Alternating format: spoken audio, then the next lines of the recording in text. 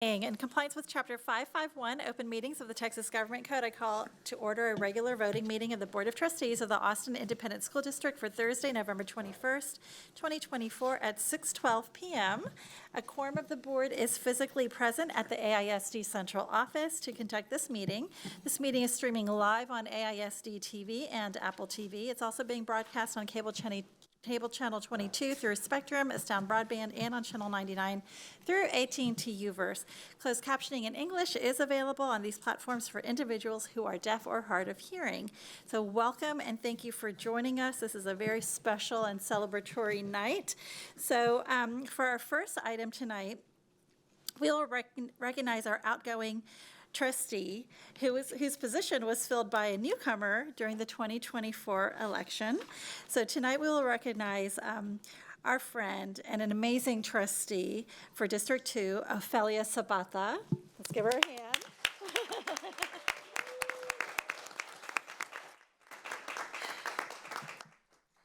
And we're so lucky to have so many of her friends and family here with us tonight as well.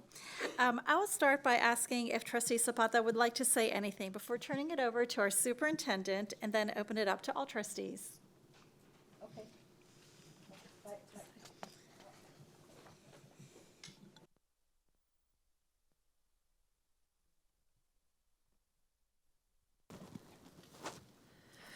Well, good evening, everyone. Thank you for being here this evening, and thank you for allowing me to serve you in District 2.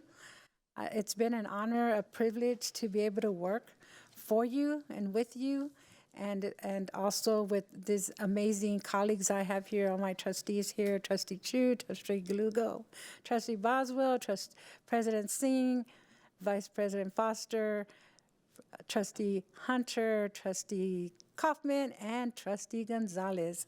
Y'all have been amazing mentors to me. I love each and every one of you.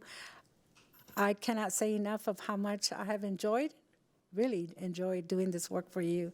And I'm ready to go into my next chapter. And so you will see me out there. I might not see you, but you will see me. All right. Well, y'all have a blessed evening. Thank you.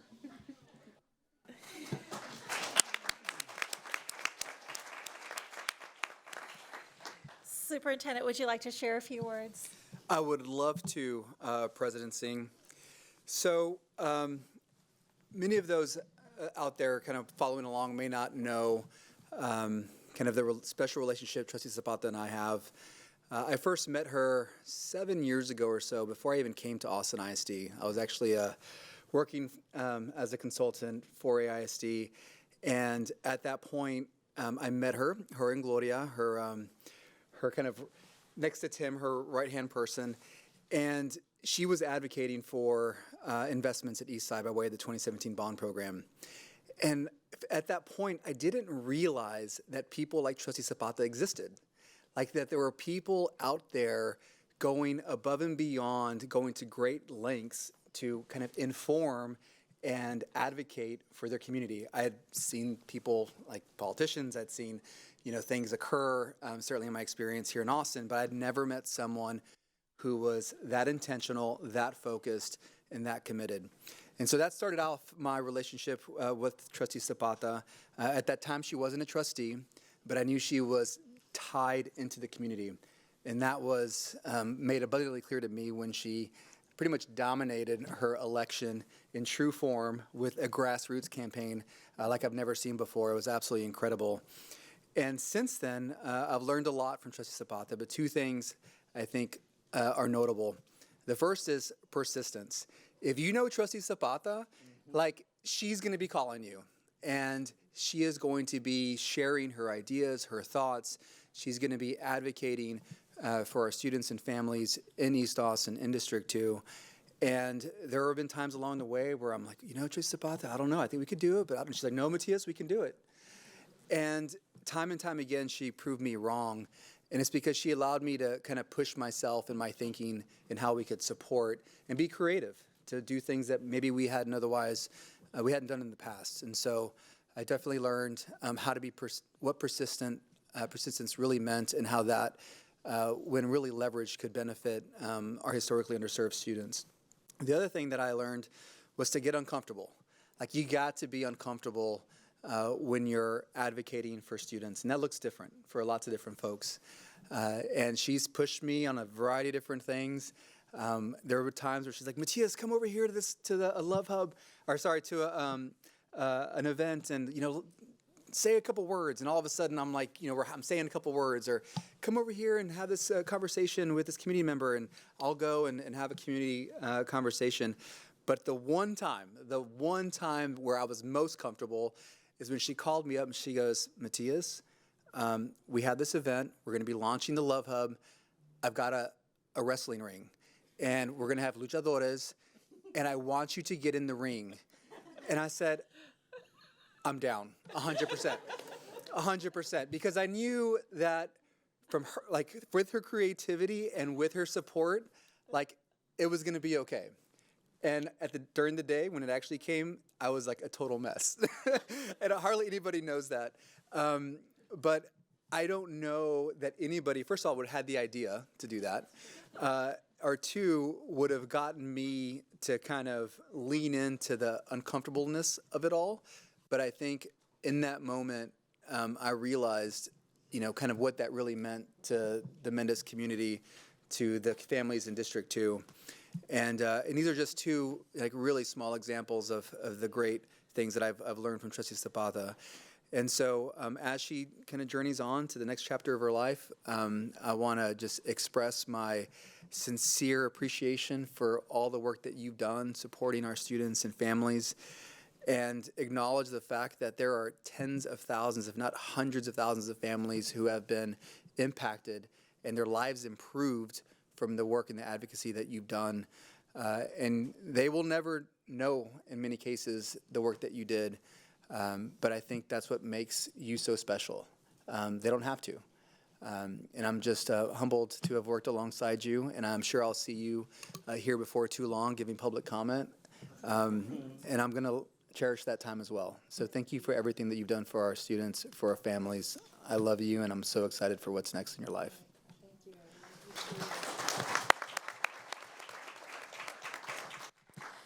Thank you for those words. At this time, I would like to open it up to any other trustees who would like to share any comments. So, trustees? Trustee Gonzalez.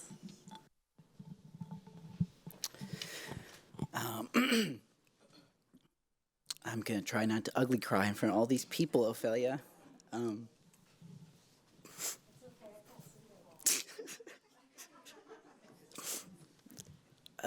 You're my partner in crime. We call each other that. I'm a graduate of this district, like you are, and you have taught me to love this district with my full heart, even when it's the hardest thing to do. You're an incredible organizer.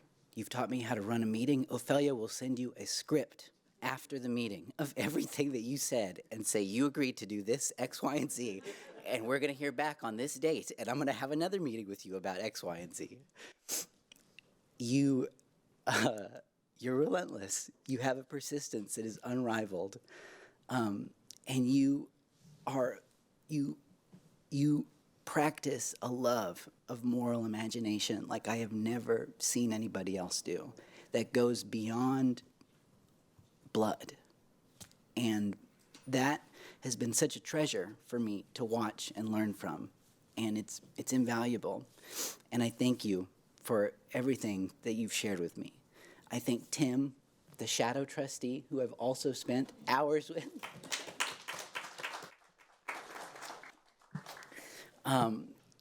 We went to a conference in San Diego, and it was the first time that Ophelia had ever been to the Pacific Ocean, and Tim reached down into the water, and he blessed you, and it was one of the most beautiful things I've ever seen.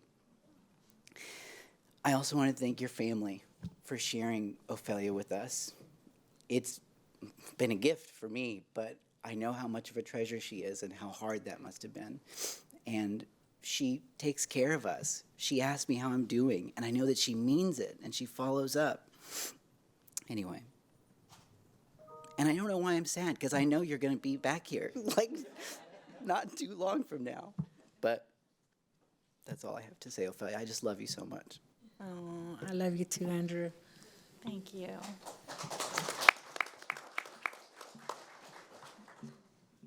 Any other trustees like to say anything? That's hard to follow. It is hard to follow. I do have just a little bit. Ophelia, we met a long time ago with Ms. Lugo, advocating for families.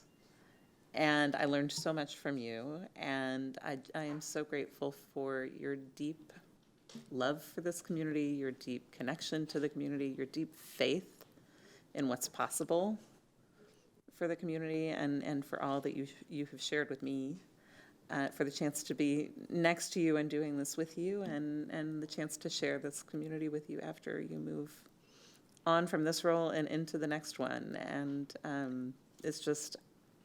it was a treasure to know you before, and it's been a treasure to do this with you. And I'm really glad you'll still be out there with us, like Andrew said, so thank you. That's right. Well, thank you so much. Thank you, thank you. Vice President Foster? So I love that phrase, Andrew, moral imagination. That's really powerful. And Trustee Zapata leads with love. She also leads with like rock solid common sense and brings us to places where the possibility becomes not just like a fluffy reality, but a concrete reality.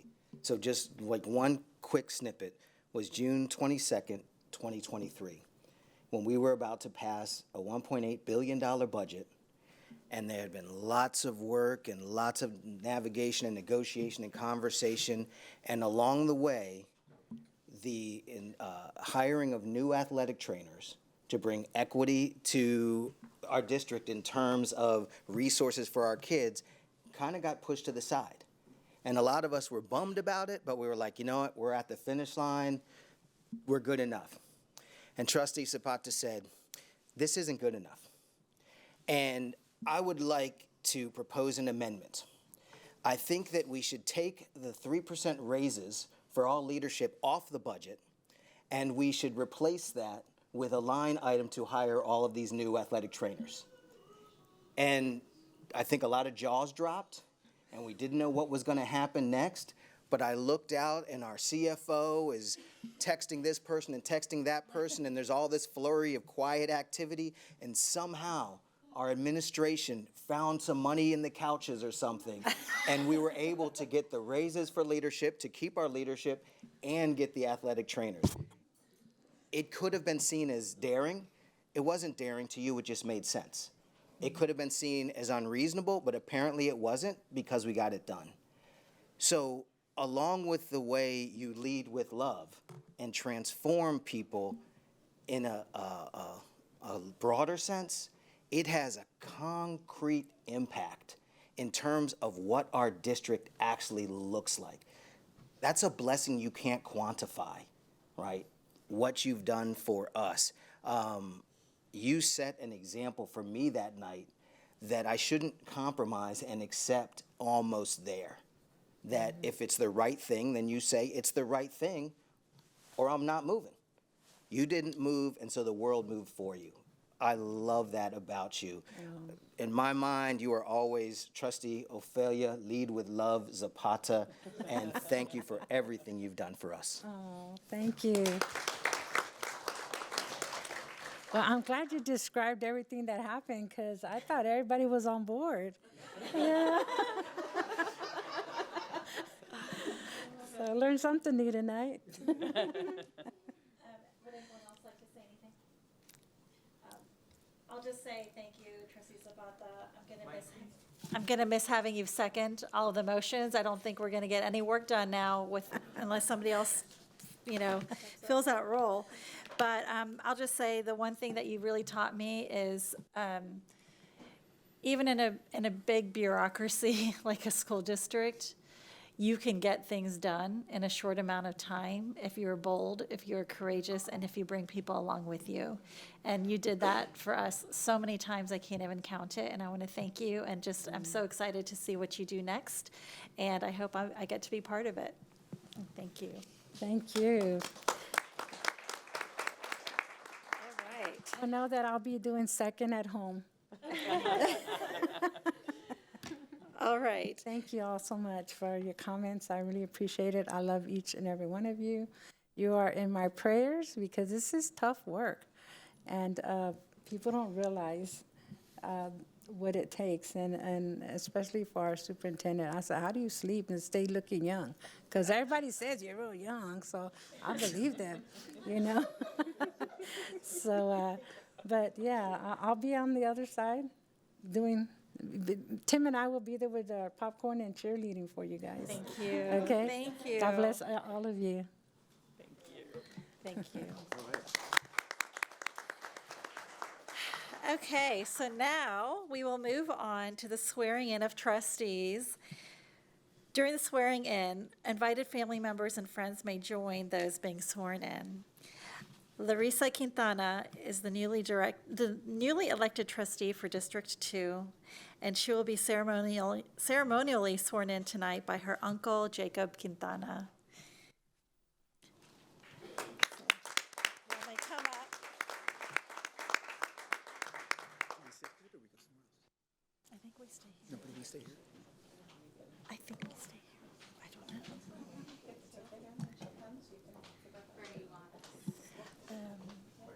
I think just at the microphones and then,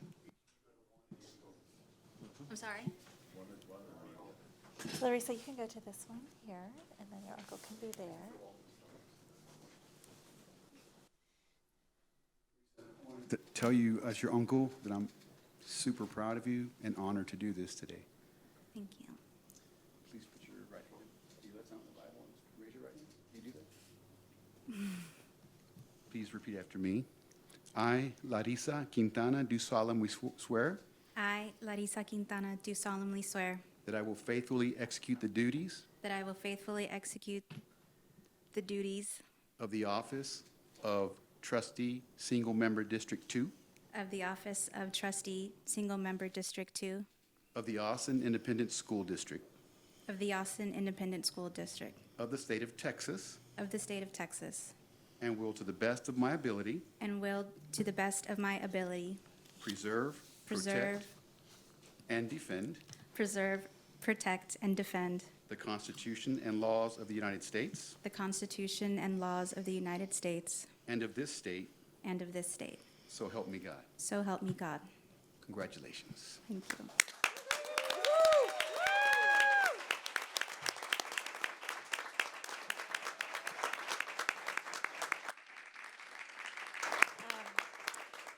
On Trustee Quintana, I would like to invite you to say a few words if you would like. Okay, please do.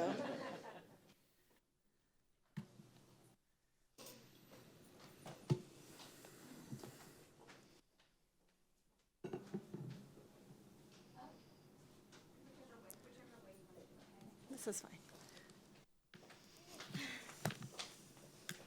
Well, good evening, everyone. I am so happy to see all of you here. So many new faces and so many new friends that I've made along the campaign trail, of course, with my family being here. I'm so honored. As many of you have learned during my campaign experience, I was a former foster kid. And if it wasn't for our public schools, I'm not sure that I would be here in front of you all today. And I don't want to take up too much of your time with all of the mushy-gushy stuff, but I do want to take the time to name the teachers who have shaped me into who I am today.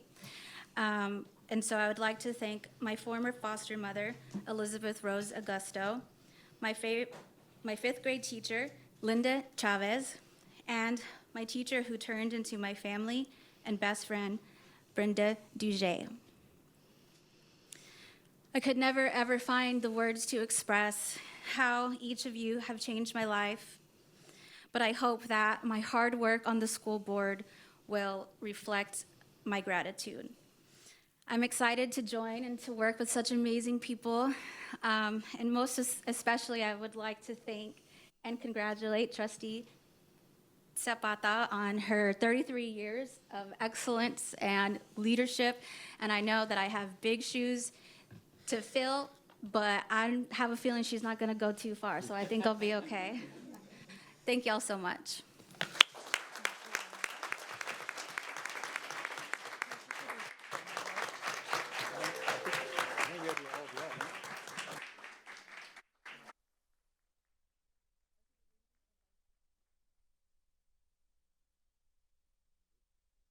So at this time, we would like to invite Trustee Quintana to the dais. And once again, thank Trustee Zapata for your wonderful service.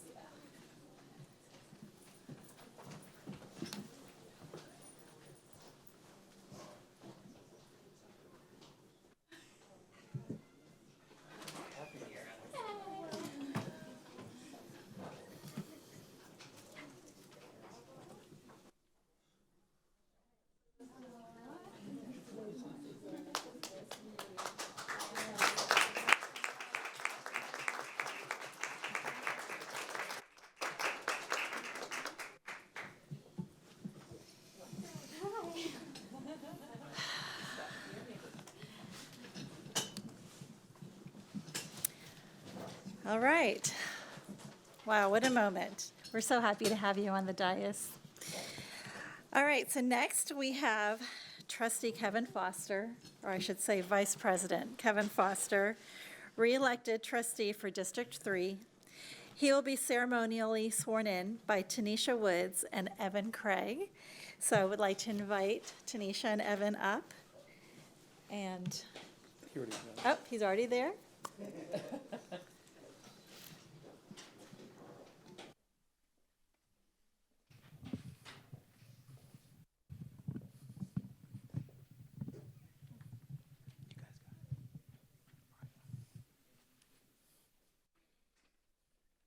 Okay, hello. Yeah. Alrighty. I, Kevin Foster, do solemnly swear I, Kevin Foster, do solemnly swear that I faithfully execute the duties that I will faithfully execute the duties of the office trustee, member, District 3 of the office of trustee, single member, District 3 of the Austin Independent School District of the Austin Independent School District of the state of Texas, of the state of Texas, and will to the best of my ability and will to the best of my ability preserve, protect, and defend preserve, protect, and defend the Constitution and laws of the United States the Constitution and laws of the United States and of this state. and of this state. So help me God. So help me God. Congratulations. Thank you.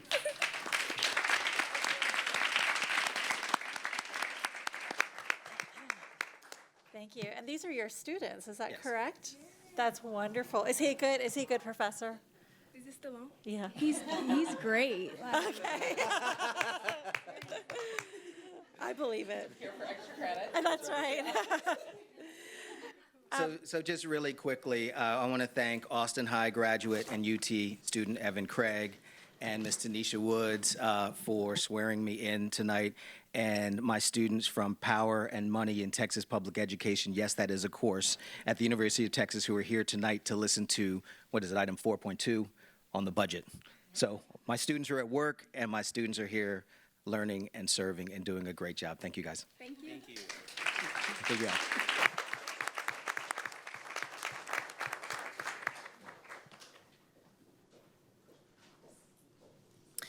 Thank you. Next, we have Secretary Lynn Boswell, re-elected trustee for District 5. She's my trustee.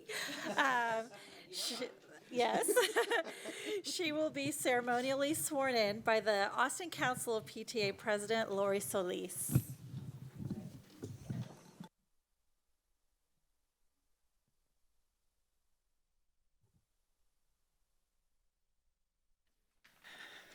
Okay. All right, thank I'm getting you. old. Classes here.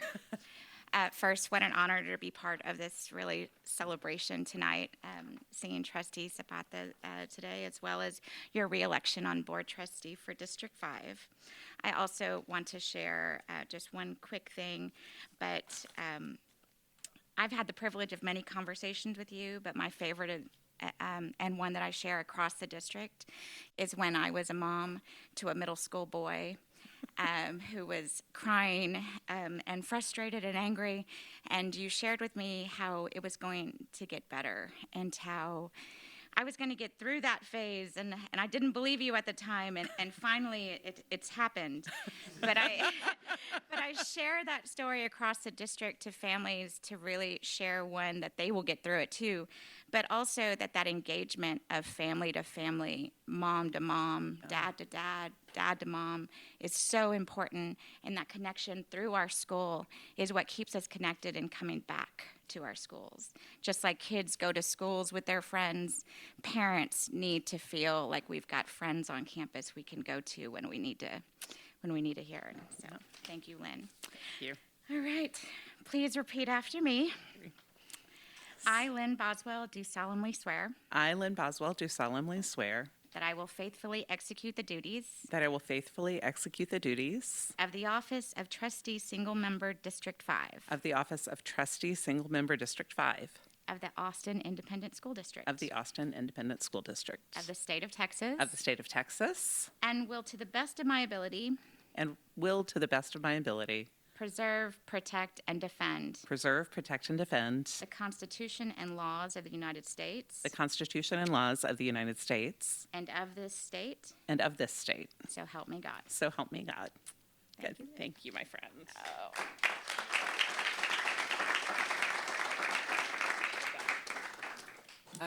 Thank you for being here with me, Lori. Thank you for all that you do to create that kind of connection you talked about. And our community is our superpower. The love people have for the district is our superpower, and people show it in lots of different ways, by showing up, by choosing us, sometimes by getting angry with us because they know we can do better, by telling us what they mean and what they need and why they care. And our families are a huge part of that. Our educators are a huge part of that. The people I'm lucky enough to get to serve with, current, former, future, are part of that. So thank you all for just being part of this community. We have potential to do something no other city in Texas has, and I'm so grateful to get to show up and do it again. So thank you.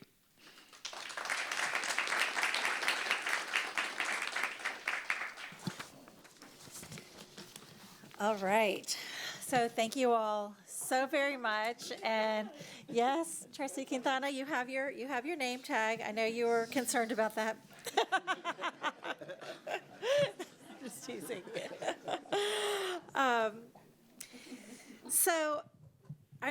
So now, like, I feel like we have to start our actual board meeting. I'm sorry. But our next item is under the president's report. So next week, the district will be closed for Thanksgiving break.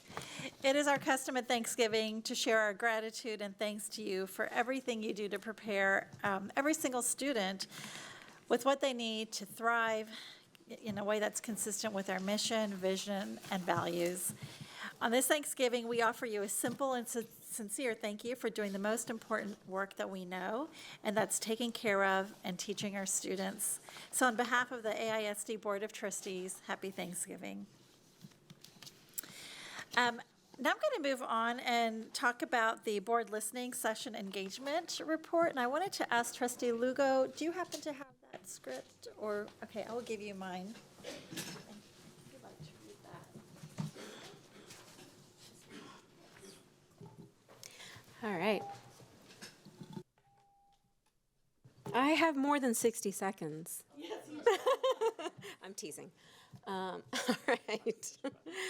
So this month we held 3 scorecard listening sessions with approximately a total of 100 headquarter staff members. Each session was an hour long, and we used an LSG, Lone Star Governance, approved facilitation script and preset list of questions. The first 2 sessions were dedicated specifically to staff members below an executive director level. The third meeting was open to executive directors only. A majority of the board attended at least one session, and the superintendent also attended one session. We want to share some key takeaways from those sessions, along with similar feedback from a meeting with Education Austin held earlier this month. give me a moment while I flip the script. Two of the questions that I wanted to highlight tonight, at least, were one, how do the goals align with your, referring to the staff, to your vision for student outcomes and how they can improve across the district over the next 4 years? And the second question being, how do these constraints, so the constraints in our scorecard, how do they align with your, again, referring to the staff, values? Some of the takeaways, staff asked great questions about the data and the factors considered in developing the goals and goal progress measures. It gave us another opportunity to describe LSG practices and guidance to establish SMART, which is an acronym, goals, ensuring that goals are measurable and achievable. Staff expressed that they value the importance of wellness, mental health, and access to strong extracurricular activities such as fine arts and athletics. Staff asked thoughtful questions about the constraint progress measures, and ultimately accountability for our district. So thank you.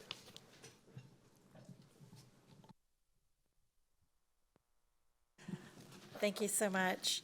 And I believe we are planning to do a budget retreat sometime in the next month or two, correct? In the month of December for budget. Okay, great. And we will go into more detail during that time to share what we've been learning. So thank you all.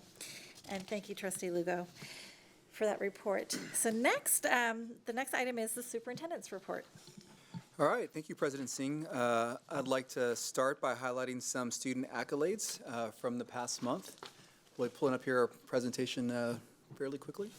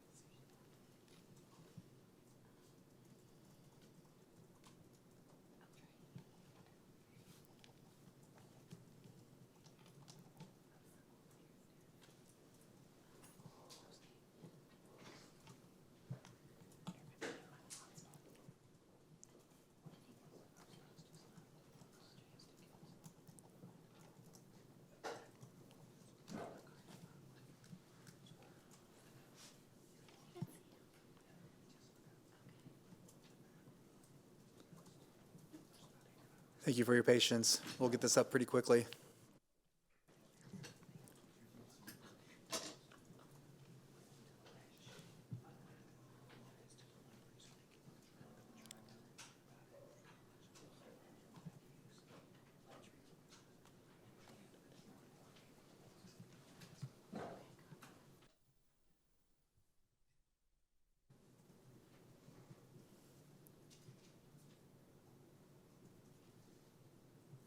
Must have been the HDMI cable. Happens to me all the time. No worries. So thank you, President Singh. I'd like to start, as I said before, highlighting some accolades, student accolades from the past month. So let's kick it off with the Aikens Early College High School senior Dune McCollum, who achieved a remarkable milestone last week. He competed at the prestigious Percussive Arts Society International Conference in Indianapolis, Indiana, and ranked in the top 3 out of 20 competitors from across the country. His talent and dedication exemplify the excellence of Austin ISD students. Yeah, that's pretty wild. Very, very nice, very incredible.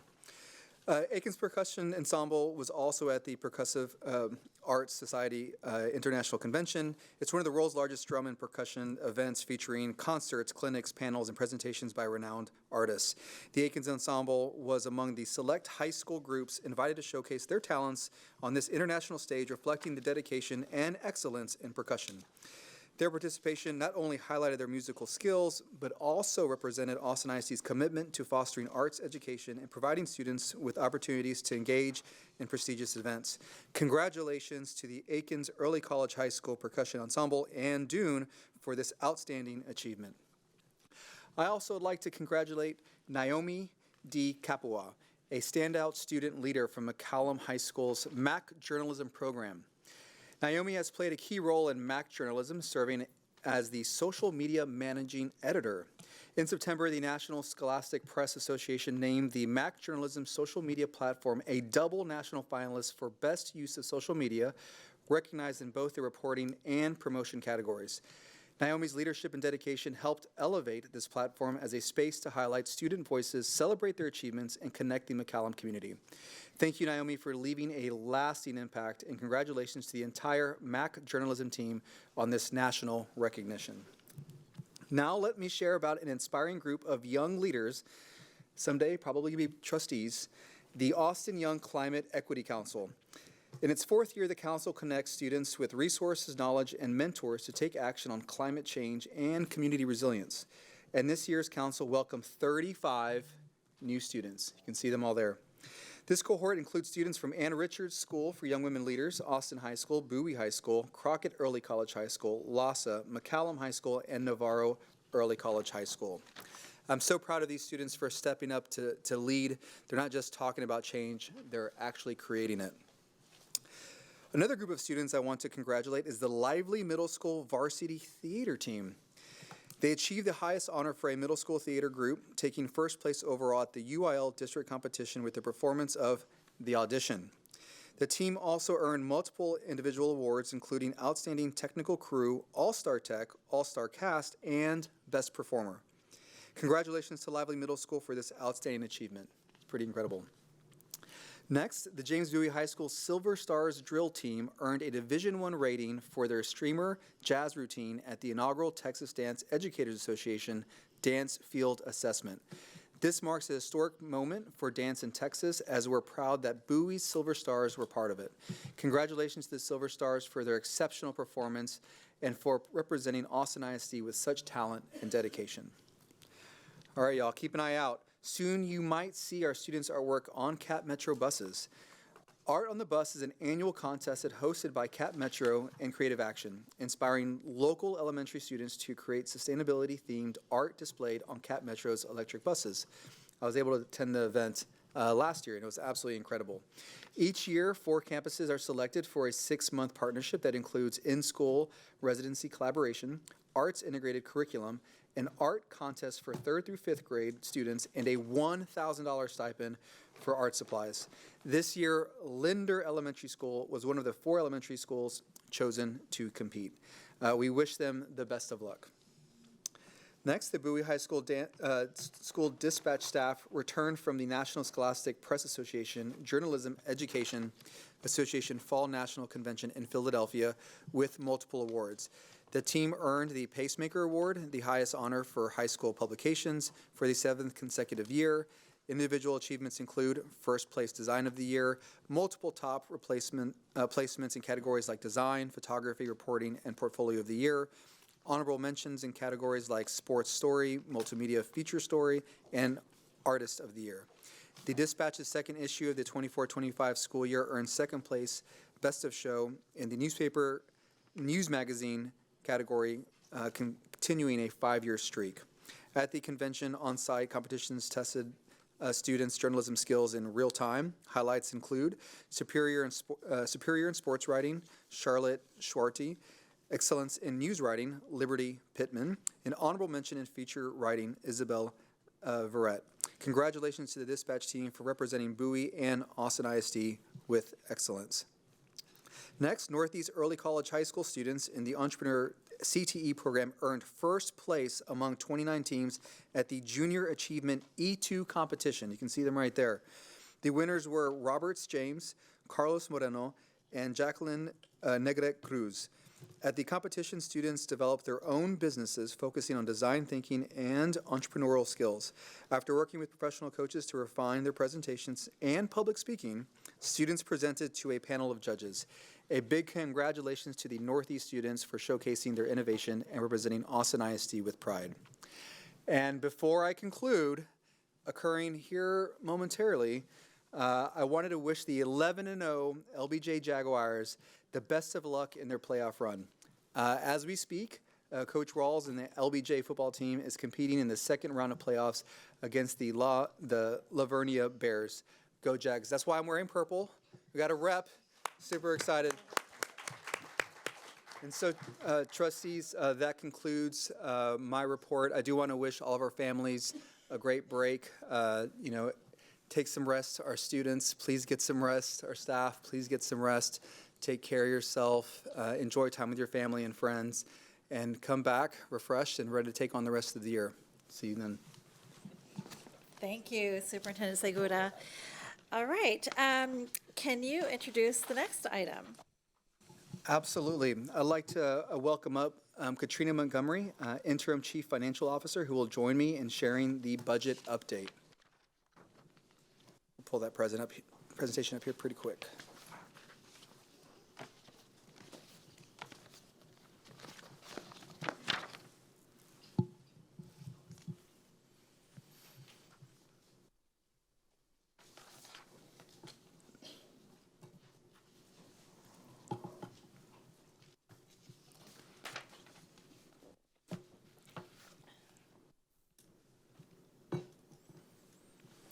All right.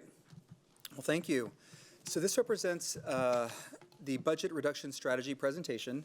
As committed, we were going to continue to provide updates to our trustees and to our community. And so one of the things I think is really important is to provide context. And as we move into the first slide, I'd like to talk about the fiscal considerations that we as an organization, in collaboration with the board, had to consider as we move through this process. One of the things that I always want to communicate to our staff and to our community is that there are a lot of external considerations and pressures impacting our budgeting process. Some of them include things that are external, like property values. We talk about non-funded mandates from the state legislature, like HB 3. We also recognize that there are significant investments in Austin ISD to help move critical initiatives, most notably the special education initiative. And we also know that everything now is more expensive than it was 3 years ago. And that's true in our lives, and that's also true for a school district, including property insurance, raw material, everything really, supplies. The list goes on and on. And it's also important to note that here in Austin ISD, regardless of these constraints, we still invest in our staff and we invest in our students. And so in the 23-24 school year, we invested historic raises, and this has really, really helped us keep our educators in Austin ISD. We know how incredibly hard it is to actually be able to live in the community they serve. That included 7% raises. We made classified base pay minimum $20. We increased stipends for multilingual and special education teachers, and we also focused and invested in mental health. And so one of the things that we as an organization have to acknowledge is that we are going to continue to invest. Proposition A was a reflection of that, but we have to do so while being mindful of all of these other pressures that we have to navigate. Next slide, please. And so what that means is that as an organization, we have a $954 million operating budget. And what that means is currently, with all the pressures and constraints that we have, this year we are operating a $92 million budget deficit. And this does include $30 million in cuts that we took at the end of last year, almost entirely out of central office operating budgets.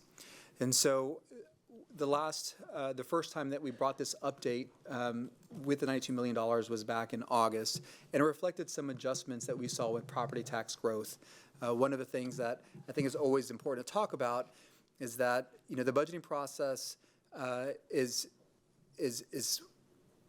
a process, and information comes to Austin ISD throughout that process. And one of the things that we acknowledged last time is back in April of 2024, we received initial property growth estimates at 6%, And then after the budget was adopted in June, on June 20th of this year, we received the final numbers, which are actually 1%.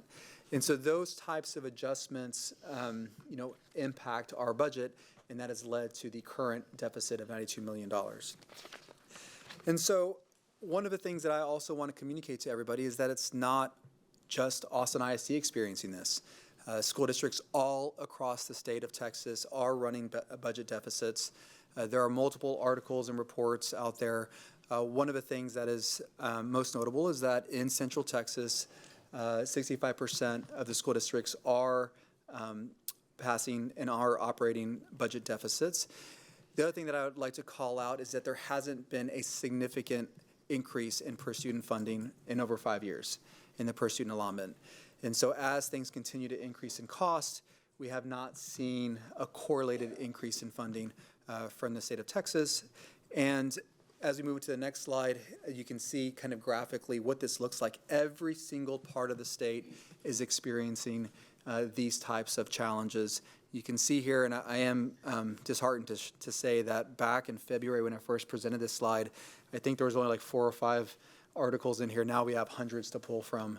And so just kind of shows kind of the gravity of what the state is, and school districts within the state are having to navigate, and we are no different. With that being said, Austin ISD is still very well positioned, and we talk about this a lot. And I am very encouraged given what we've been able to accomplish as an organization. And it would be very different if we operated differently, or if maybe we're in a different part of the state. But we often look to different things, and one of those are ratings. Austin ISD continues to have the highest rating from multiple agencies. You can see them here. And this has a meaningful impact in how we operate. Our ability to borrow debt to build the projects in the 2022 bond program, the way that we can manage our assets, and the success we've had in the past in managing those assets in our budgets comes through in these ratings. And these are independent rating agencies that provide these, and these are the highest of all of these agencies. The other thing that I want to also acknowledge that we have different distinctions that are given to the district, and you can see them there as well. And then lastly, and one of the ones that I think is most important to share, is that independent audits are conducted. And I think at the last meeting, we actually provided an update, and there were no determinations. And at the same time, we've also recently received our first rating, which was a superior of 94, which has been maintained for the last many, many years. And so though there are a lot of pressures pushing down on our budget, and there are lots of things that we have to navigate, Austin ISD has and continues to be a strong financial institution. And I want to make that very, very clear. We continue to be a strong financial institution. But we knew we had some work that we needed to do. And there were things that we had to consider and that we had to create a thoughtful process. And that process included identifying guardrails, working with the board. We convened the board in a work session. We worked, and the board, through a nominal group technique, identified different guardrails that we needed to consider as we move through the process. We knew that, like anything we do, we want to have a committee. We want to make sure that we bring stakeholders and those that know us best into the process to help us identify potential solutions. And we need to have a thoughtful plan. Here in Austin ISD, we always talk about doing things in a respectful, dignified way. And we also acknowledge that you cannot make up the $92 million deficit in one fiscal year, right? We have to be thoughtful, we have to implement, and we have to do that in a very thoughtful way. And lastly, community engagement. It's something that we are proud of here in Austin ISD. It is something that's reflected in all of our major initiatives, and this is no different. Next slide, please. And so moving first to the guardrails, just to bring this full circle, back when we had the work session, for those of you following along at home, I think at that one time we had probably 25 or 30 that were listed up, all relevant, applicable, and impactful. But we kind of challenged the trustees to collaborate and winnow it down to a set that we could use to kind of frame the work. And so those are listed here, and I think it's important that we read them aloud. So one of the guardrails that was identified by consensus was ensure cuts in any area are equity-driven. consider the long-term impacts of cuts versus reductions. Again, this is something we've seen in the past where we make a cut or an adjustment and not realize that in 2 or 3 years or even sooner that it really had a adverse impact to our students. It may even be more costly long-term. We wanted to ensure that teachers' voice has been heard in the decision. We wanted to center literacy and align to student outcomes and listen to the people impacted before cuts are final. And so that was in the work session on August 15th, and that has certainly informed all of the work that we've done. And again, this moment right now does not represent the end of any work. It's really an update and a progression of the work as we move forward. Next slide, please. And so I'll hand it over now to Ms. Katrina Montgomery to take us through the remaining next couple slides. So thank you very much, Superintendent Segura. So this next slide, Superintendent Segura laid out the foundation of how we started our work. And so on this slide, we talk about the Budget Ad Hoc Committee, and we're going to talk about 4 main parts of the committee. The first one is the committee purpose. That was a lot of the conversation. And so the purpose of the committee was to create ideas for exploration for the administration to process. We're going to talk about some of the priorities. Our priority was to be transparent. We wanted to make sure that we gave the committee data and information so that they could do their work. And then the members. So we wanted to make sure when we looked and talked about the members, there were people who knew Austin ISD. These were people who were committed to other groups, other advisory councils, and we also had members appointed from the board. So there were at least 3 teachers and 2 principals, and there were representatives from other district partners as well. And so we use various tools, but the tool we want to talk about now is that for 24-25, we went through each department. And when we went through the departments, we talked about their budgets, and the departments gave videos. And there were very clear, detailed videos that talked about what were some of the strategies and things that they had done previously to reduce cost, and what were some of their ideas for the next year. We also use Thought Exchange and Google Form and also facilitator notes to kind of keep track of everything that was going. So if you visited one of the Budget Ad Hoc Committee members, there was a lot going on. There was a lot of different groups, and we wanted to make sure that we were able to keep all of the information that we were receiving from the committee. So here's the Ad Hoc Budget Committee timeline. I know you've seen this a couple of times before, but we just kind of wanted to talk about and level set where we were. So in August so late August, that's when the committee started to meet. And then there were meetings in the month of September. And then we realized that we needed to make a pivot. And so in that pivot, what we started to do was have each department, which we just talked about previously, go in and talk about what's going on with their department. What happens on a day-to-day basis. They come in and they meet with the committee, and then the committee gets to ask them questions about what is happening with your budget. Are there possible ways that you can reduce budget and other additional strategies? We did that all throughout the month of October. And then at the end, the last 2 sessions were for teaching, learning, and leading. And we were very clear on making sure that we had the meeting with teaching, learning, and leading at the end, because we wanted to make sure that we had the impacts for the possible classroom at the furthest part of the budget process. So here are some highlights from the ad hoc committee. There were 9 meetings that we just talked about. The committee spent over 18+ hours in these meetings and talking with the administration as well as staff. And the committee gave over 110+ ideas for exploration. So Superintendent Segura kind of talked about, he laid the framework of the $92 million. And we all know that that's what our current deficit is, but we also have to be really clear that we can't take a deficit of $92 million and clear it up in 1 year. So since we can't do that, we talked about how can we strategically do that. And what we came up with is what we call an implementation plan, a cascade implementation plan. And this plan goes over 3 years for 24-25 with the goal to reduce by $26 million. But we're also taking into consideration that we have the 89th Texas legislative session. Then for 25-26 to cut $47 million, and for 26-27 to cut $19 million, also taking into consideration that we have the 90th Texas legislation possible. So we want to talk about if we can, when we do all of those three things to get to the $92 million deficit, we want to do that in keeping with our 20% fund balance. We've talked about fund balance, and we need to be clear about how important fund balance is. We don't want to disrupt the system, so we want to make sure that we do these things strategically. We're thoughtful about how we do them, but in also keeping the importance of the fund balance. So when we talk about fund balance, let's look at our cash flow trend. And this is a slide we've all seen before, but we thought that it was of utter importance to show it again. So when you look at July 23, so this is the 23-24 fiscal year. When you look at July of 2023, you can see that we have high cash, and that's what the triangle is.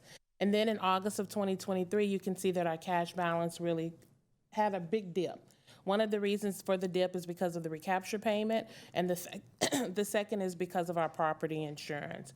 And then you could see from September and October, the cash continuously grows, decreases because we have more expenses. We have some revenue that is coming in blue, but we still also have expenses, payroll, accounts payable, where we're paying our vendors. And then in November 23, that's where it gets really, really tight. That's where the balance gets low.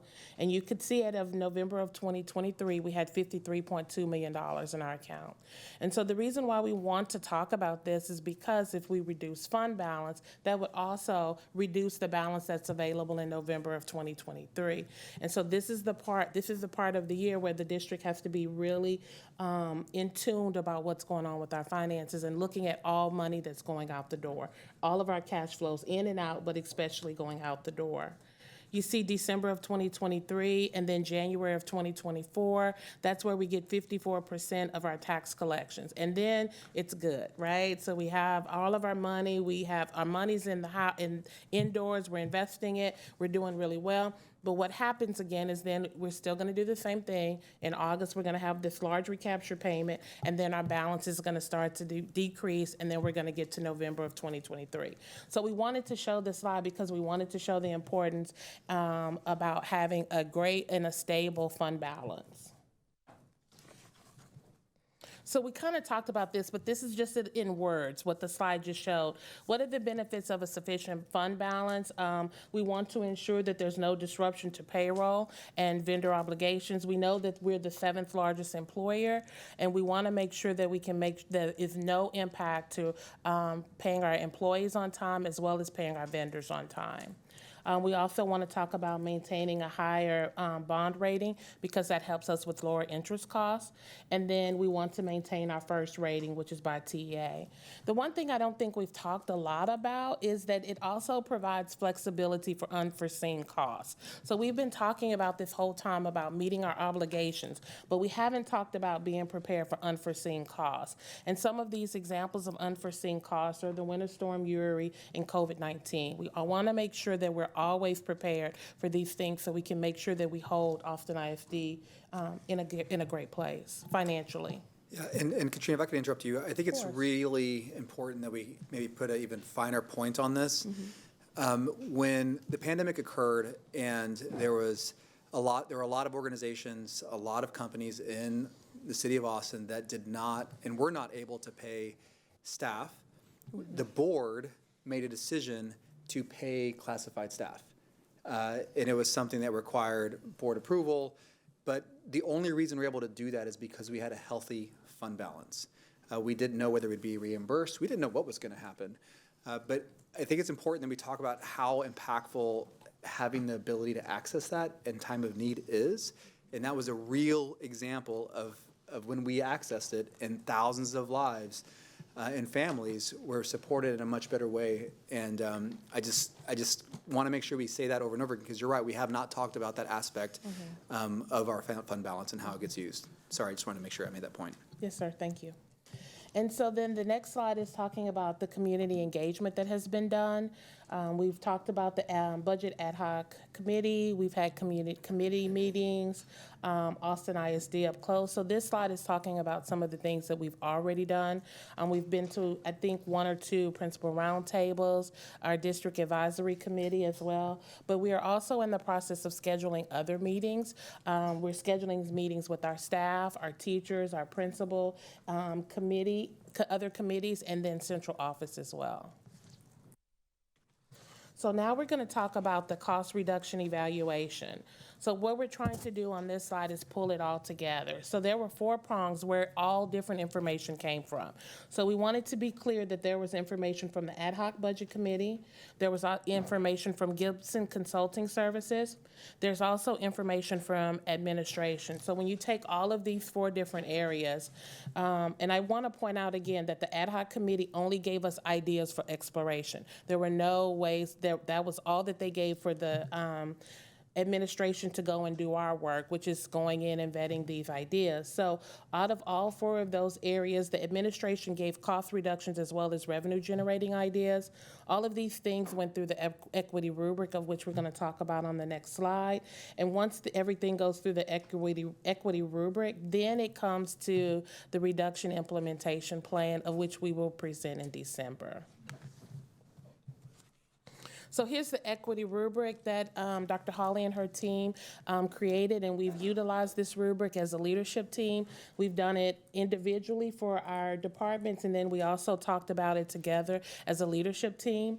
So these are the things that we wanted to measure. We wanted to measure student impact, student support, student achievement, and special education.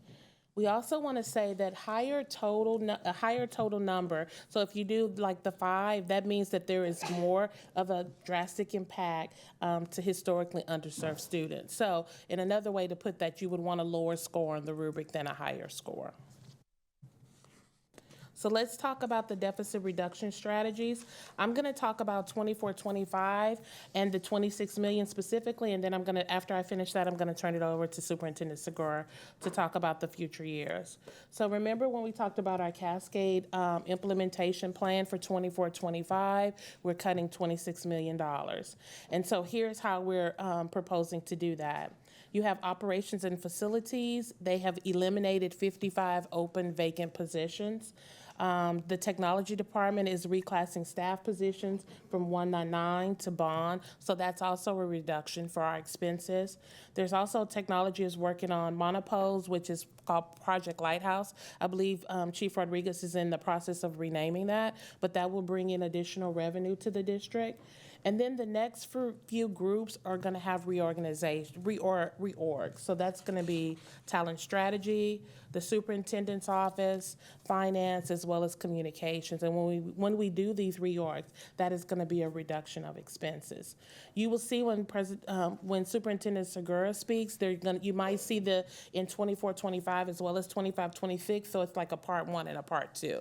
Okay, and then for the teaching, learning, and leading department, one of the things we're going to focus on is special education. We've all been talking about special education. How can we reduce costs for the department, but most importantly for our contract vendor spend. So when we did the budget, when the budget was created for this fiscal year, we built in vacancy savings. And this is something Chief Hozak and I kind of go back and forth about because she doesn't want any vacancy savings, but I also want some to build into the budget. So what we're seeing now is that we're going to have additional vacancy savings over what we budgeted. So that's also going to be a reduction in our expenses. Operations, we're going to supplant some utilities. We did really good with our ESSER spend. So we've talked in the past about some school districts are having a cliff. We don't have a cliff. We were very strategic about how we were spending our ESSER funds. So there's going to be additional funds that we can use to supplant against our utility costs. So that's going to be a reduction. Teaching, learning, and leading department, they have been doing wonderful things with the attendance initiative. So that will be additional revenue that would come into the district as long as we keep getting our attendance up.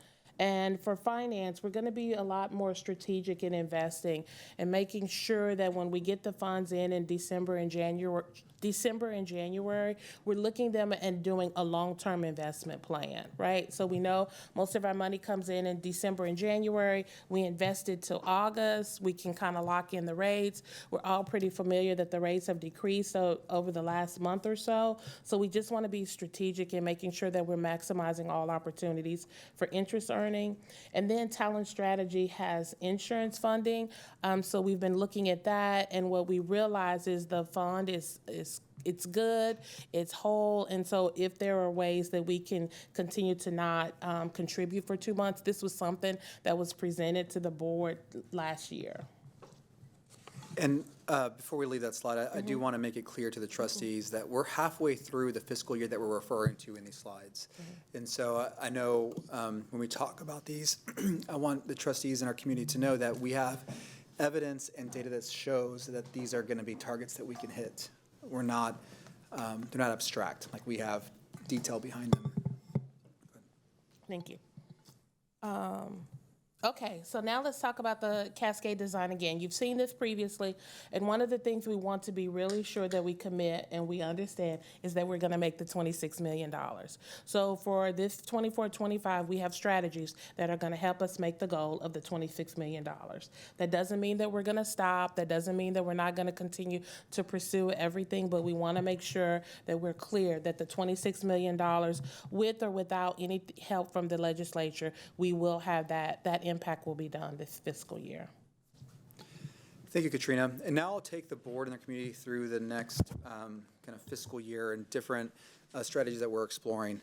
And again, we are organizing this in the way that we did the work, which is those divisions that are furthest away from teaching, leading, and learning. So starting off with operations and facilities, one of the things that we are going to explore or want to consider exploring is a reconfiguration of magnet transportation. This is an idea that has come about through a variety of different ways. And when we look at the data and we look at the students being served, we think there's a real opportunity to reconfigure this. I think, for us, having the conversations over the next, month and a half, 2 months to determine kind of what this opportunity would look like is something that we're committed to doing. We also want to increase efficiency of transportation associated with student sharing. When we look at this, the use and the number of students using the buses, there are some instances where we have 3 or 4 students eligible and only 1 or 2 riding. And so there's definitely an opportunity to make that more efficient, especially as you have the kind of transportation zigzagging and crossing the entire city of Austin. Central office facility rentals. One of the things that we heard loud and clear is that all assets, including central office, should be considered as part of a cost reduction strategy, and we have a strategy to do just that. It includes leasing space in this building.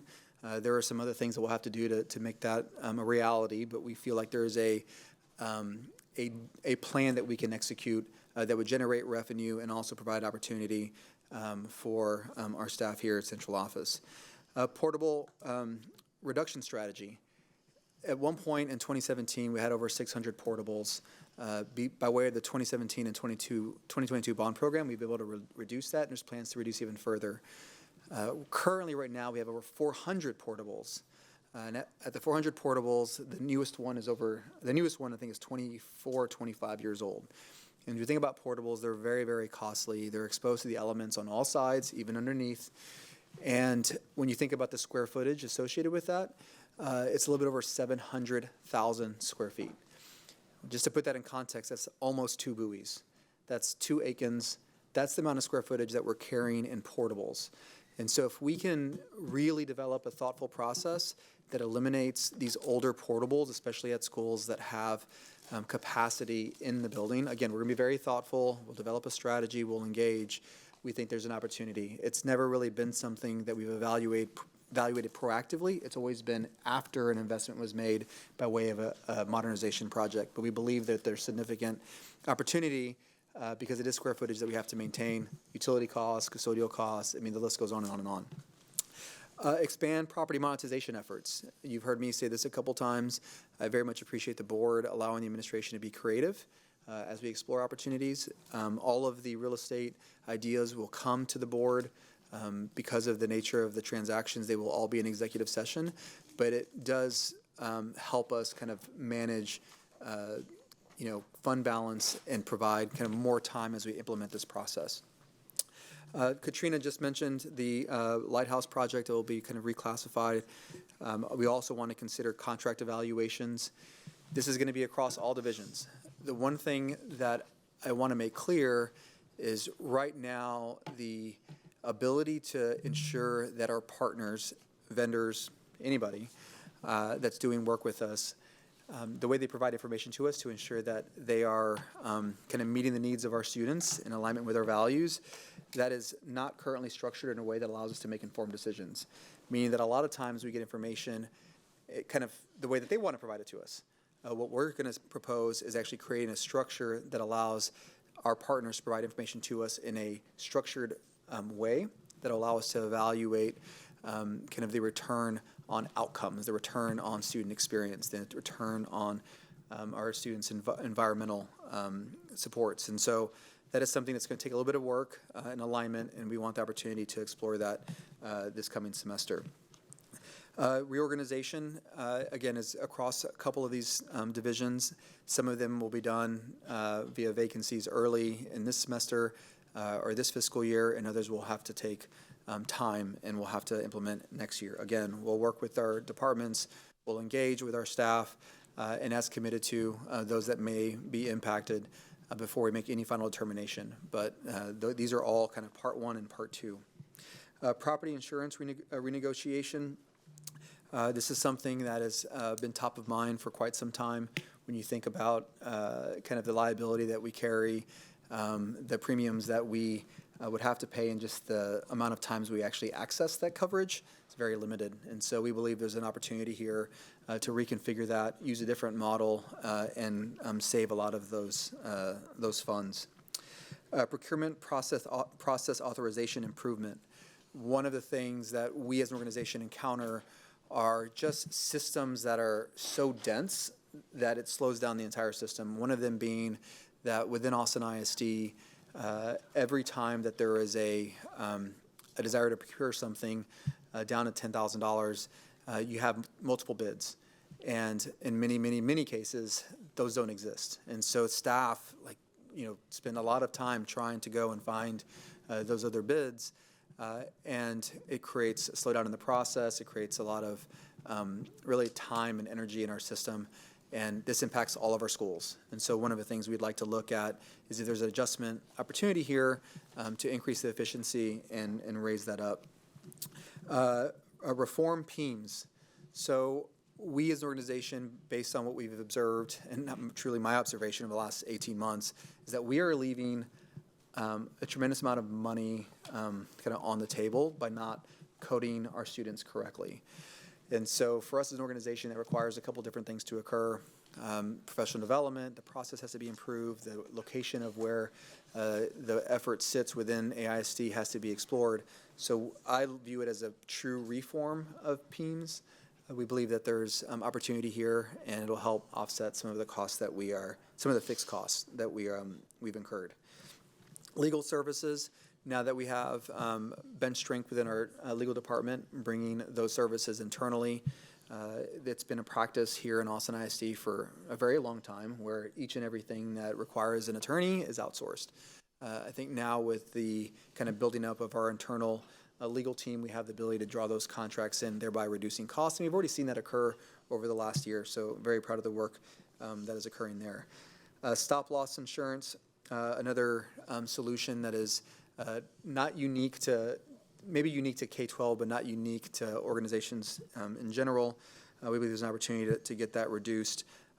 Brandy can speak more to it, but it really comes down to us having the funds available whenever there's an expense tied to some type of, I guess, medical cost. And we cover it, but we have the ability to access this insurance in this fund, and it's never accessed. And so the solution here is to take those funds in 1 year, move them to an interest-bearing account, and then year over year save that difference. Something, again, a lot of other entities do, not typical to K-12, but we're getting creative here, and this will help us, certainly. Division reorganization, which we talked about. Then teaching, learning, and leading. The one here that I want to talk out is the Graduation Preparatory Academy and Supplemental Program Review. We believe there's an opportunity to explore kind of how this functions within the schools and perhaps reduce some cost. Again, this will require meeting with the teams, having conversations with the school communities, but we believe there's an opportunity to reduce that cost. The other thing, the one big one here, this is one that is going to come by way of the Gibson audit. This is the master schedule efficiency improvement. As an organization, every school kind of approaches the development of the master schedule differently. It's always art and science. Sometimes a school it's 80% science, 20% art. Sometimes it's the reverse.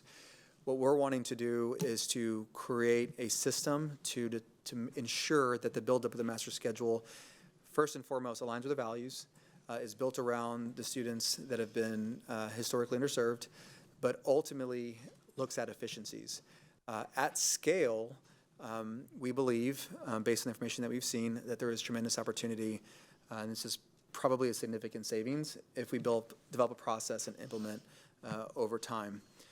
And then lastly, as we talked about, everything's on the table. Naming rights is something we've explored. We do have policies in place that allow us to do it. We haven't been as aggressive or put energy behind what this could look like, but we have built up a strategy that we think we could execute that would help identify funds, most notably for the centralized facilities. And if at some time in the future and appropriate, we would extend that to other facilities. And then lastly, the hybrid work policy. I just mentioned the opportunity to lease space within central office. And to do that, I need to create flexibility in how this building is used.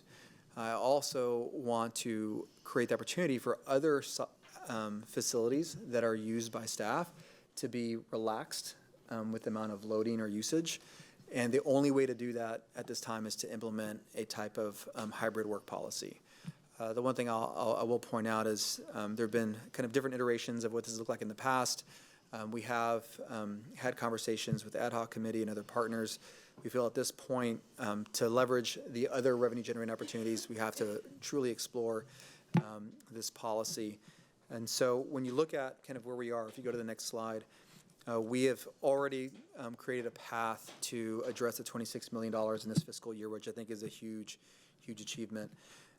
We also acknowledge that we have the upcoming legislative session, and we're very hopeful, though we're not expecting, but we are hopeful that there'll be some meaningful change in funding, whether it's by weights for special education or basic student allotment or whatever it may be. I mean, certainly safety and security allotment as well.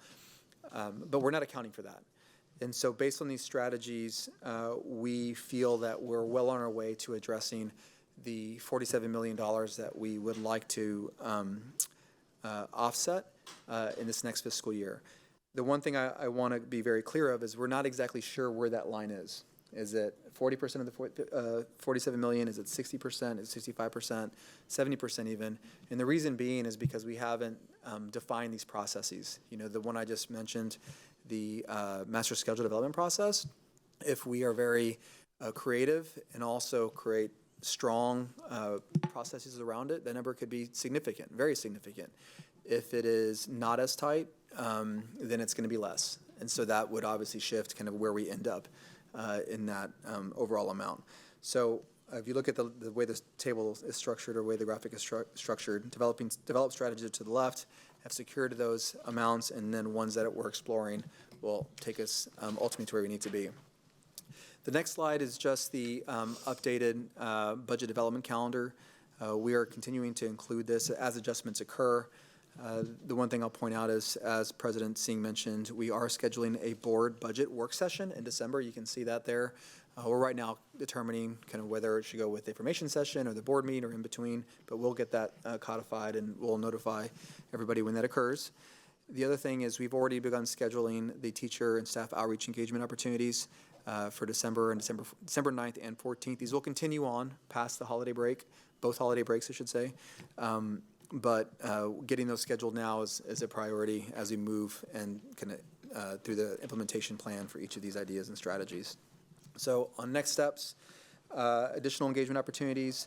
There's going to be a big effort around teachers, central office staff, bringing and convening staff together to kind of progress these ideas, identify even different opportunities, and take those to inform our initiatives and strategies, principals, families, and then we're also committed to updating the ad hoc committee on a bi-monthly basis, just as the work progresses.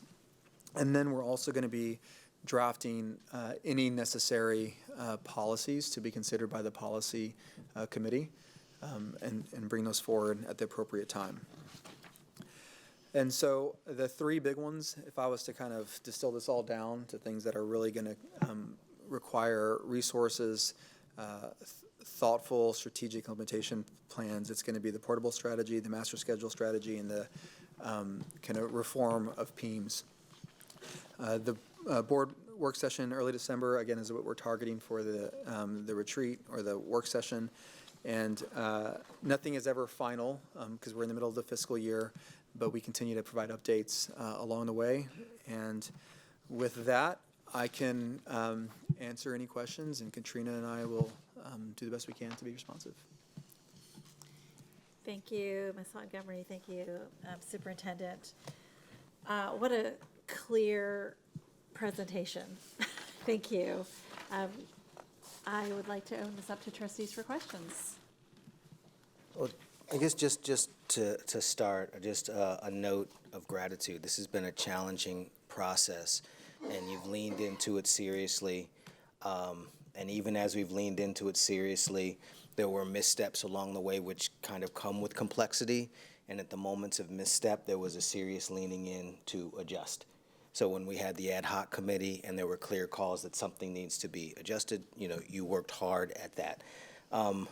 As a bad student, I passed a note to my president or our president and said, have you, in your public service career, ever seen such a descriptive, transparent budget conversation? And she said, absolutely not. And that's my experience as well, that I am not used to in the moments of largesse or in the moments of cuts, seeing a line by line of what we're doing, why we're doing it, what we're thinking, and then we're committed to give it back to the community for ongoing feedback. And I know you're committed to that. The other thing I'll say just really quickly as we open, that saying necessity is the mother of invention. There's people all over that haven't been happy about portables for about ever. And now we're finally leaning into, oh, this might be an opportunity to actually rethink. And so one of the things I see around bus routes, around data management, around portables is an opportunity to be better, and to be better in a way that our community is going to be really happy, which is really weird to say in a moment where there's also going to be cuts. So I guess I'm grateful to you all for leaning into possibility and thinking it through. And the heart of the thinking it through was the board's insistence and your quick agreement that we have to keep our cuts away from the classroom to the greatest extent possible. So that has forced you all to rethink. So thank you for that. And I know we're not done, and I know there's still going to be pain. Thank you. Any other trustee Gonzalez? I just have a question about process, just to clarify what is going to come before. I know the slide that Ms. Montgomery walked through that had all the inputs, right, where the information was coming from, the board decisions on real estate, and how that was going to be run through the equity rubric in order to produce the draft recommendation. So is what's going to be coming to us in December like a version of this that has firmer numbers assigned to it, and that's what we're voting on? So it's always, this is kind of, it's a plan. Some of them, especially 24, 25, will have details and will have numbers. Similar to what we provided in April of last year, where we had kind of division by division and we had an estimate regarding what we think that reduction would be. So that's what we will come back with, but again, that'll be focused on this fiscal year. Mm-hmm. The reason being is because there's a lot of work to be done as designed regarding 25, 26. The master schedule, that number is like a really big range, all big numbers, very big numbers, but I just don't have a sense right now until we can engage on this specific topic and bring people in and figure, okay, how could this possibly work?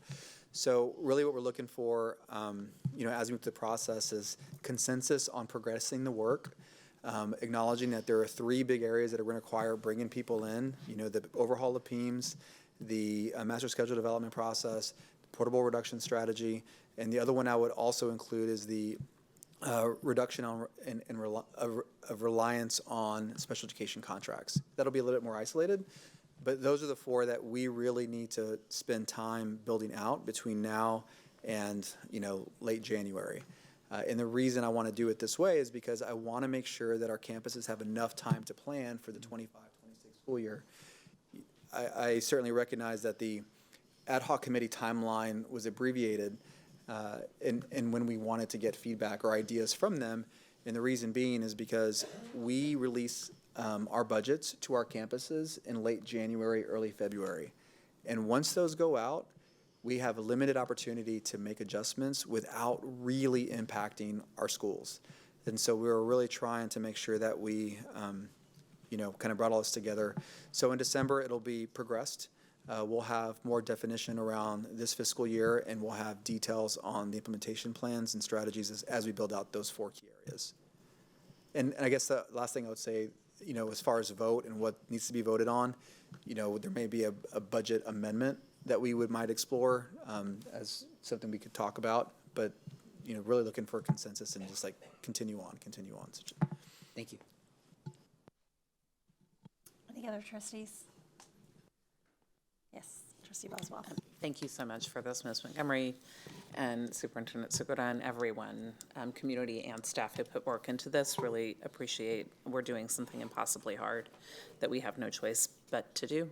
And I really appreciate the thorough work and the chance to have a deeper conversation. So thank you for that. I have a couple of questions.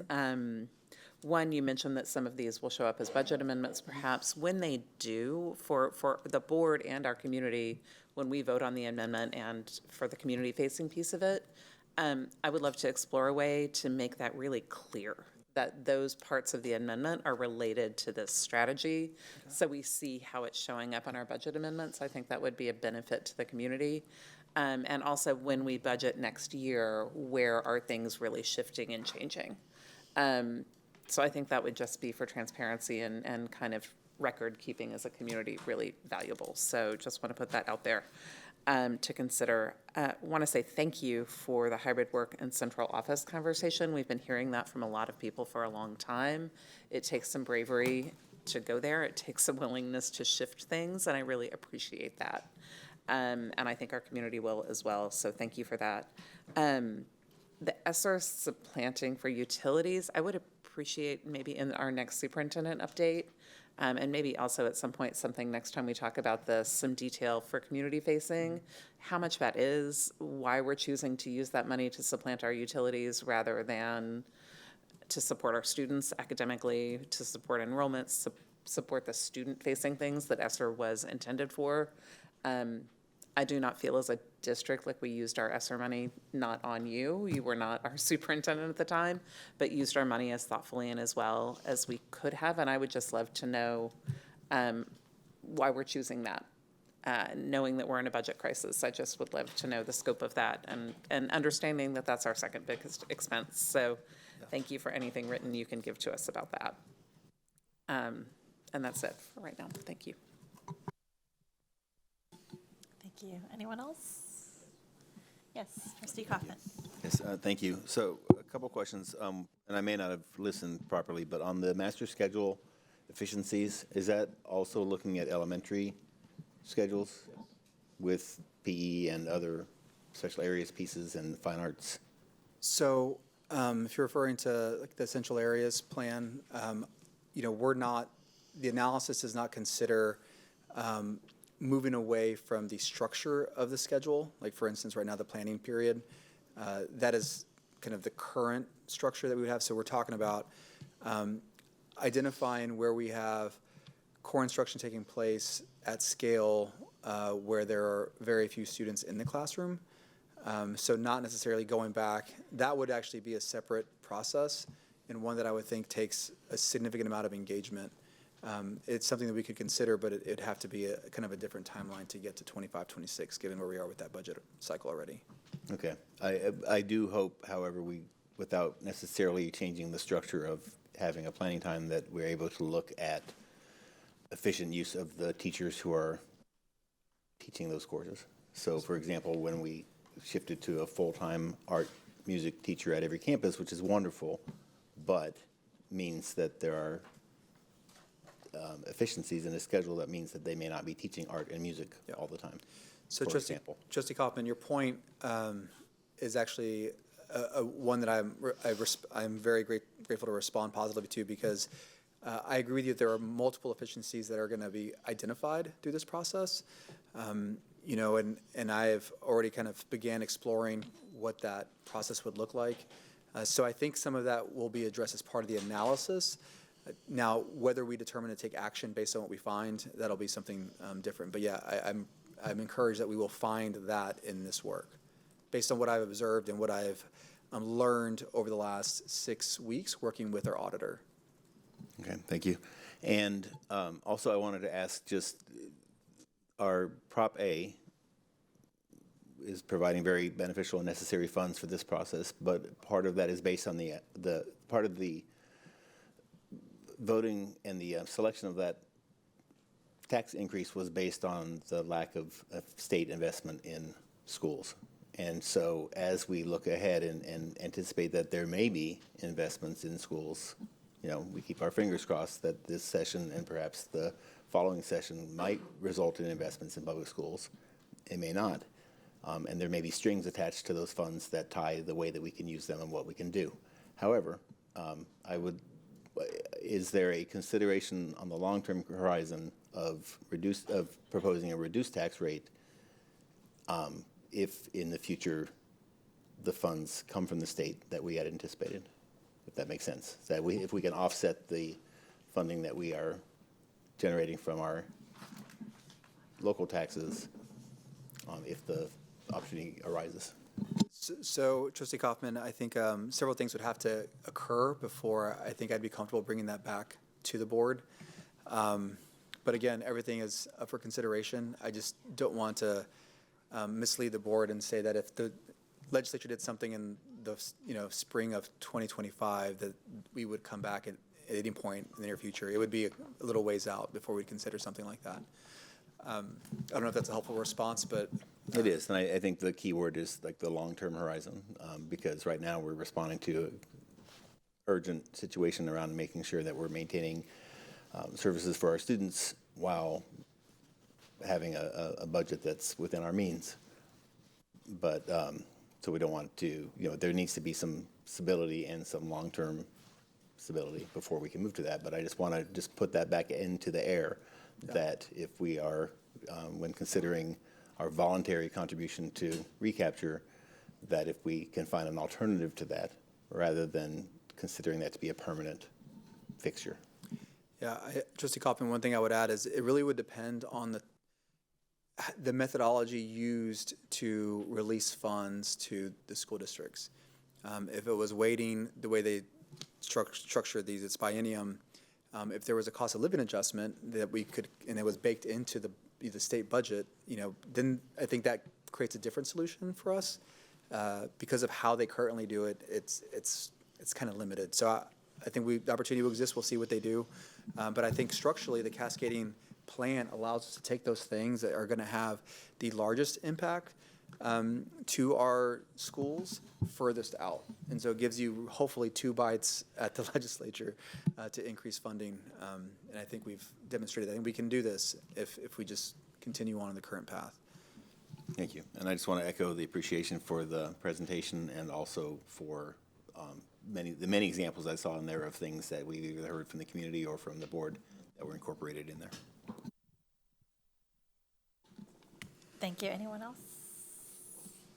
Oh, yes. Trustee Lugo.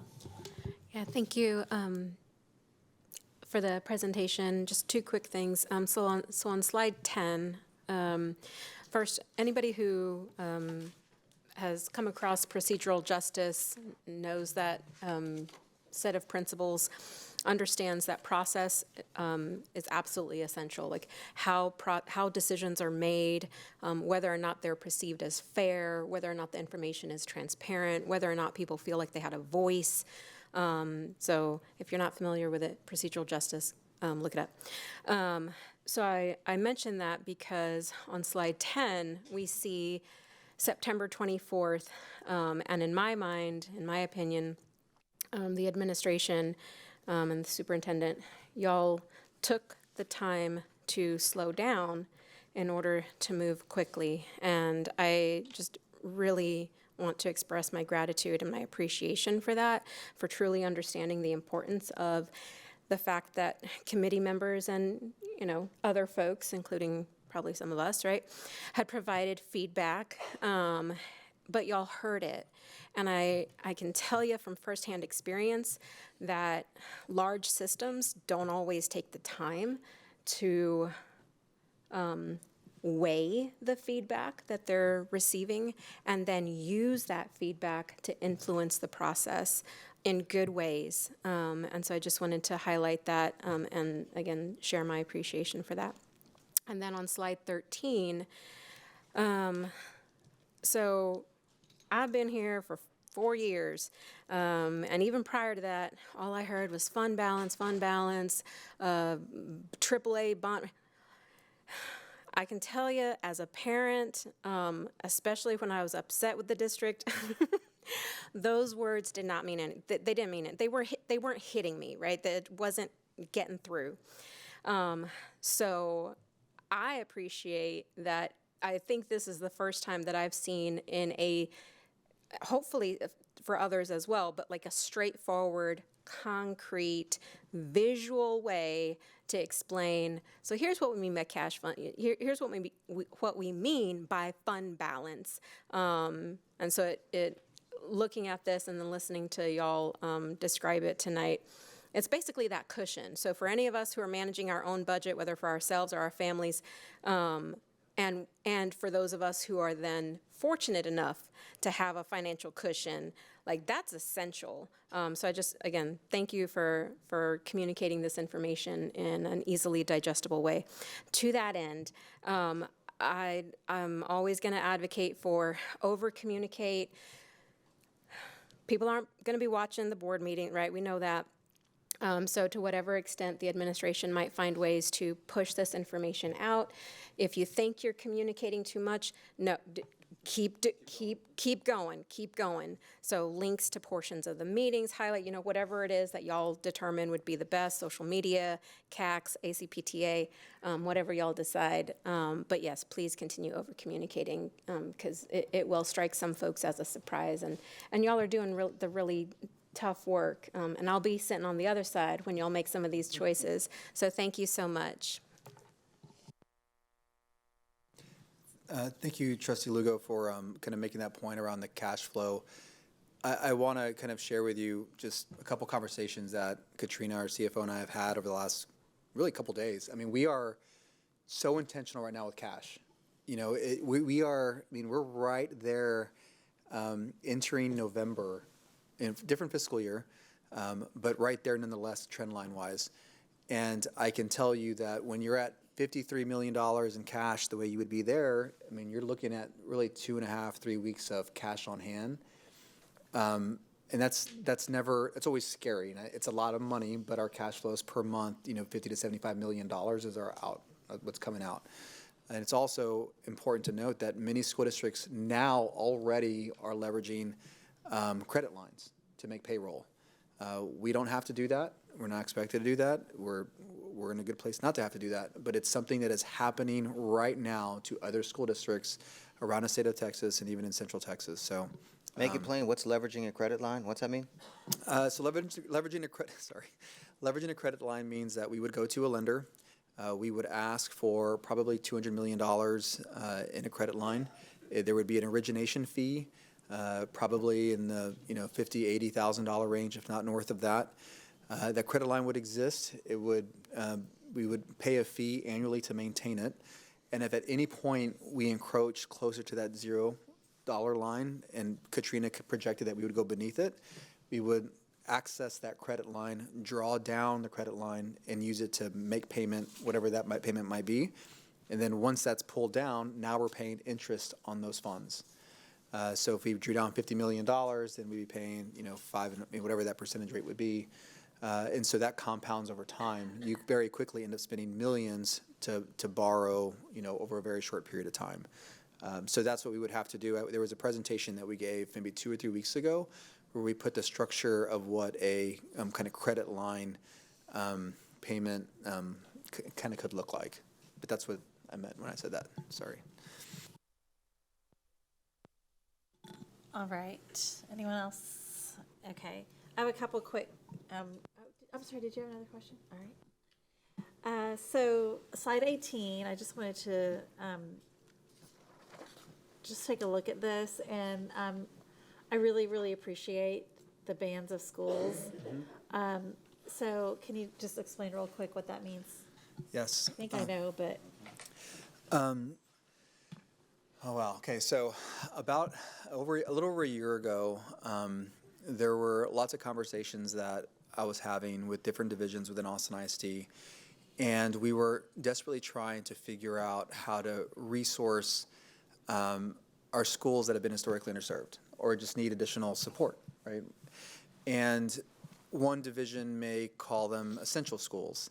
One division may call them focus schools. One division may call them priority schools.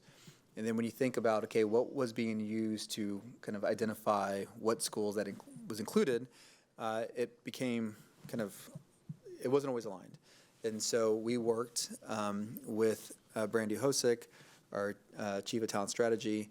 We worked with Dr. Hawley, Chief of Organizational Transformation, and really myself and a couple others to develop a support and resource index. The support and resource index is based on the students in the school. It's not based on historicals. It's not based on how many vacancies they've had. That's all built onto it, but the actual index itself is based on the needs, based on the students in the schools. And so we identified the student groups from a performance perspective that needed, who've identified as historically underserved, and then we built out an index. And so what Band 1, Band 2, Band 3, and Band 4 represent are really just the kind of quartiles associated with the breaks in the index. And so the way that it works is if you are Band 1, then you likely need more support from the school district to meet the needs of your students. And if you're Band 4, then you may need less support. Because as we know in Austin ISD, we're going to allocate resources equitably, and this is one way that we can do it with a tool that helps us kind of manage. The other thing that we did is if a school was identified as needing improvement by way of state accountability, and to ensure that we kind of created additional tension, we promoted them into Tier 1 or Band 1. And we use bands, not tiers. So. And so that's what is produced. And so every time that we had an idea that we were evaluating, we would take the student data that we had, we would disaggregate it, we would understand kind of the impacts, and then we would score it based on this. And so the deliverable out of this work includes the idea, the cost associated with it, the description, different variations of it, and then ultimately the scoring collectively by the leadership team. And then ultimately, that helps inform kind of our plan and path forward. So that's what that is. Wow. Okay. So does any other school district do this? Not that I know of. This is pretty incredible. And I hope that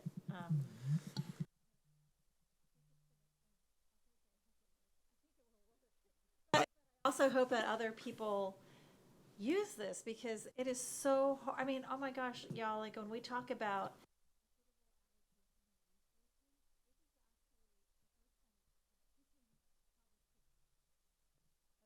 this is the first time I'm actually seeing how it could work, and you could defend it then too. Like, thank you to all the people who worked on this. Dr. Hawley, I can see your touch on this as well.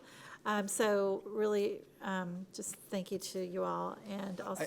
I want to also, I very much appreciate that comment, but I want to, I'd be remiss if I didn't actually call out the teaching, learning, and leading team, because a lot of what we had to do was to kind of, does it pass the smell test? You know, are you creating a tool that actually correlates with your observations and lived experiences in these schools? And there were a couple times where we felt like we didn't quite have it right.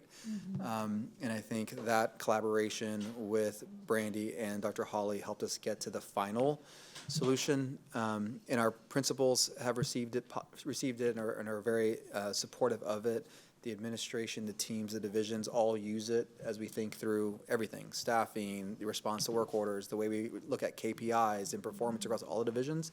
It's organized in this way. So I just wanted to, that was an important Yes. aspect, like that Yes. correlation is important. Oh, for sure. I mean, everything on the left column relates to student outcomes.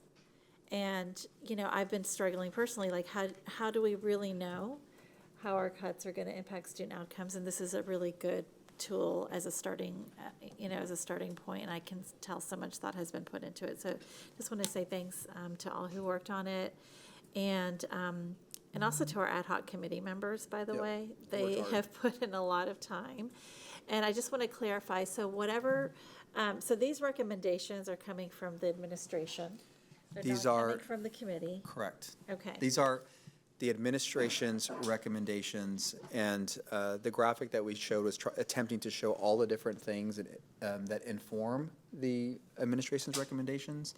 We had ideas that we heard from community, we had ideas from trustees. You know, there's just a lot of things that come into it, and we made that very clear with the ad hoc committee before we dismissed the last meeting. Okay, cool. Thank you. All right. Anyone else? Are we wrapping up? Yes. I just want to take a point of, I guess, personal or professorial privilege.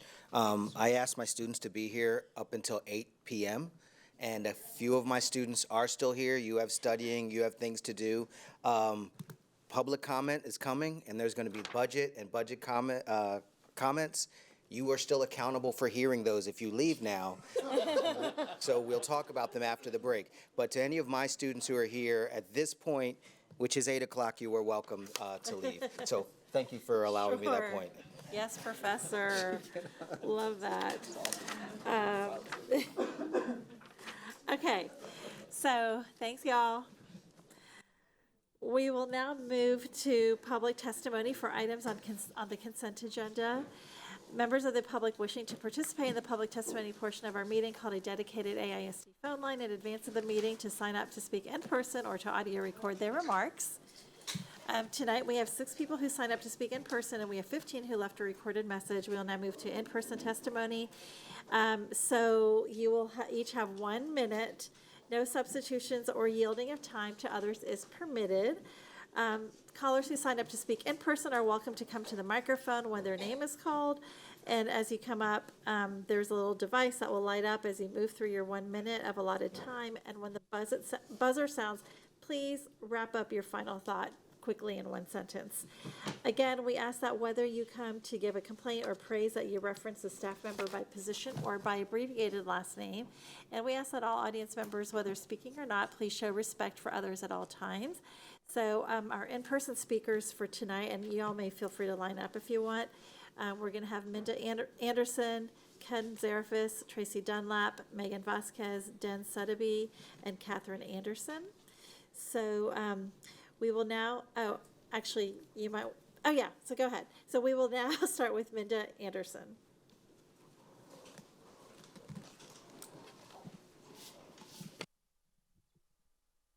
Okay, whenever you're ready.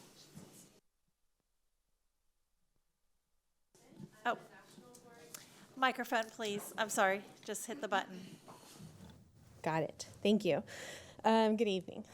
My name is Minda Anderson, and I'm a National Board Certified Teacher Librarian here in Austin ISD.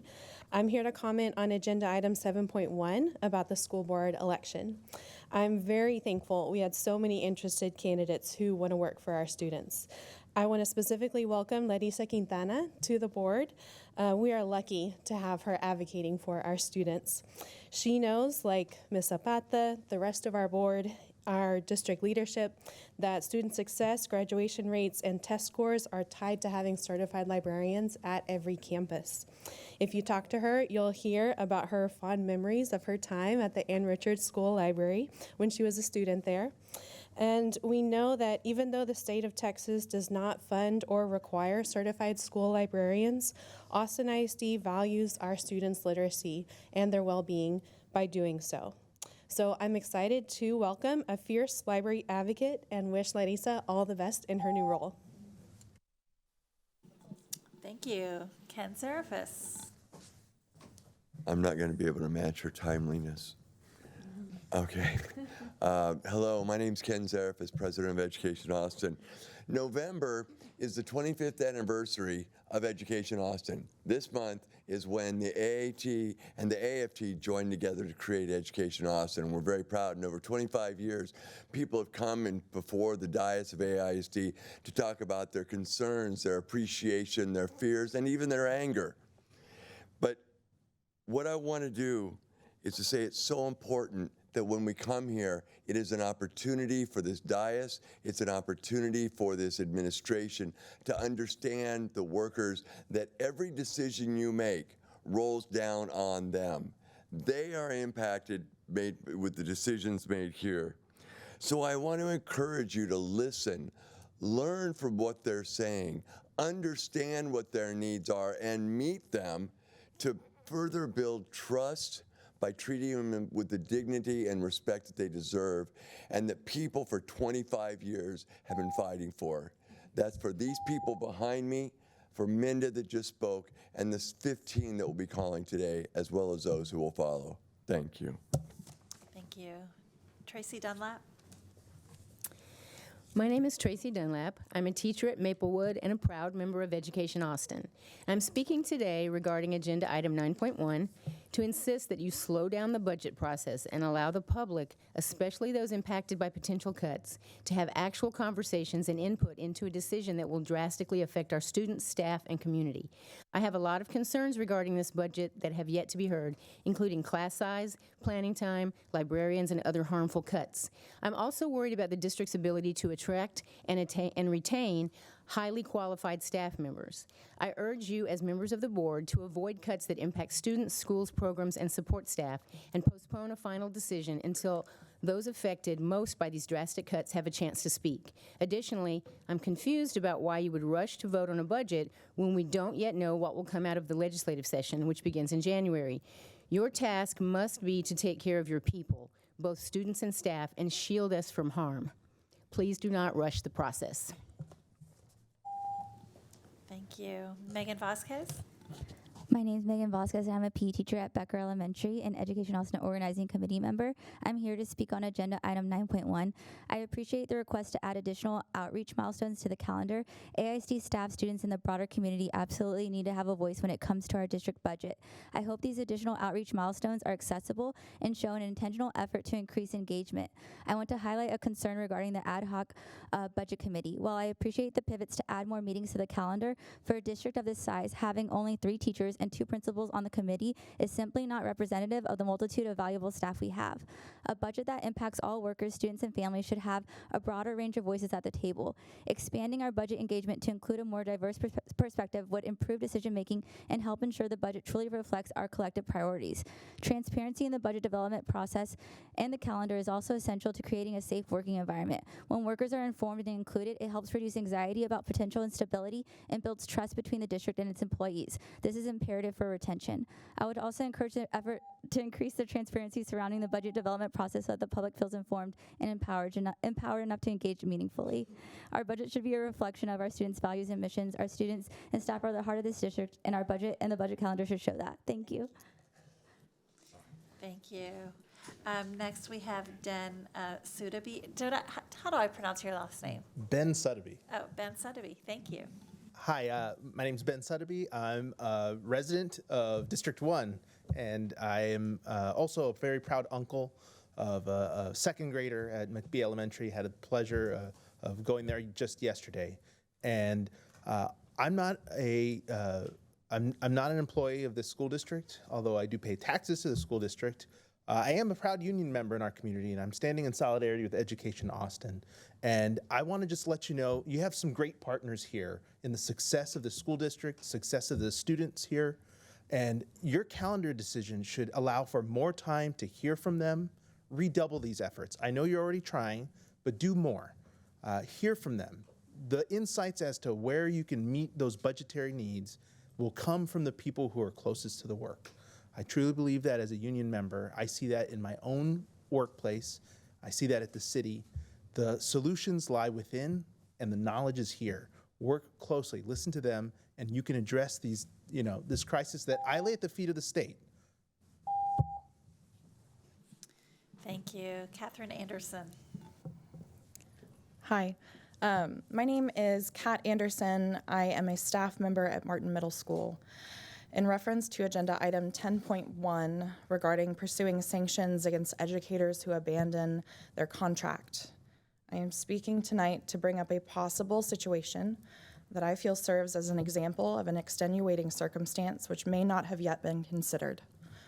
Sometimes abandoning a contract is the best thing an educator can do for their health.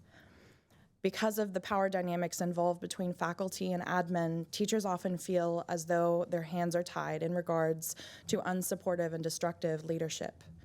Hypothetically, if a staff member or a group of staff members have exhausted alternative solutions to repair a toxic environment created by their building admin and have documented these efforts with the district, they should face no sanctions for abandoning their contract in order to preserve their own mental and physical health. Thank you for your time.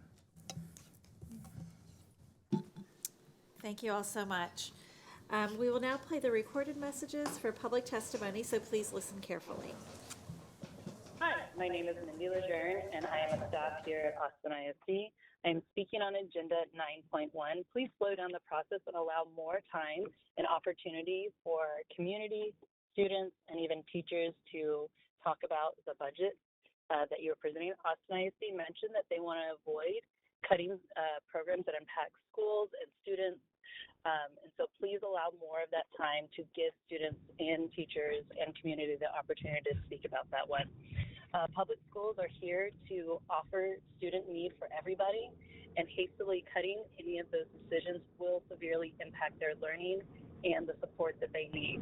So again, please slow down the process and please allow for more research and collect data from the community and hear what they have to say. Thank you for listening.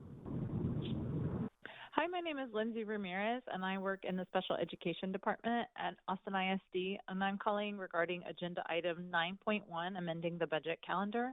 I'm asking the board to slow down the process of approving the budget cuts so that everyone gets a chance to review and give input on the cuts. The district has been very open and forthright this year, and there's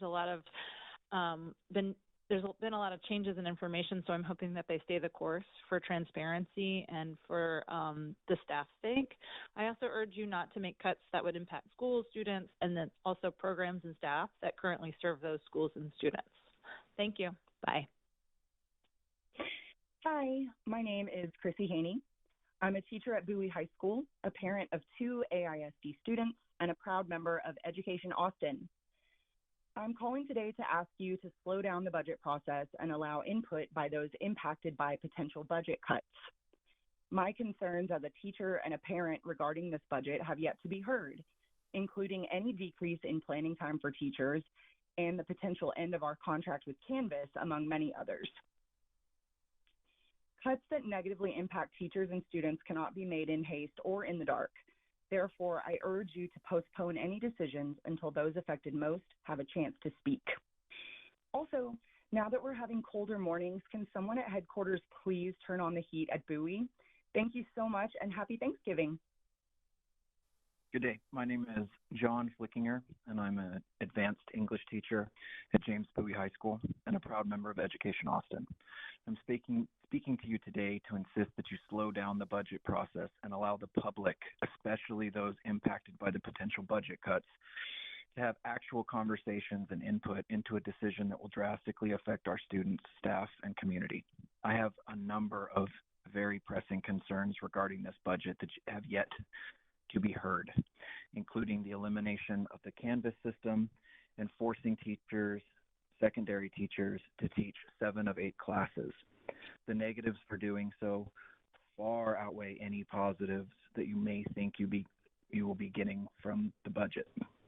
I urge you as a member of the board to avoid cuts that impact students, schools, programs, and their supporting staff and postpone a final decision until those affected most by these drastic cuts have a chance to speak. Thank you. My name is Bree Rolfe, and I work with Project Health supporting students experiencing homelessness and in the foster care system. I am a proud member of Education Austin.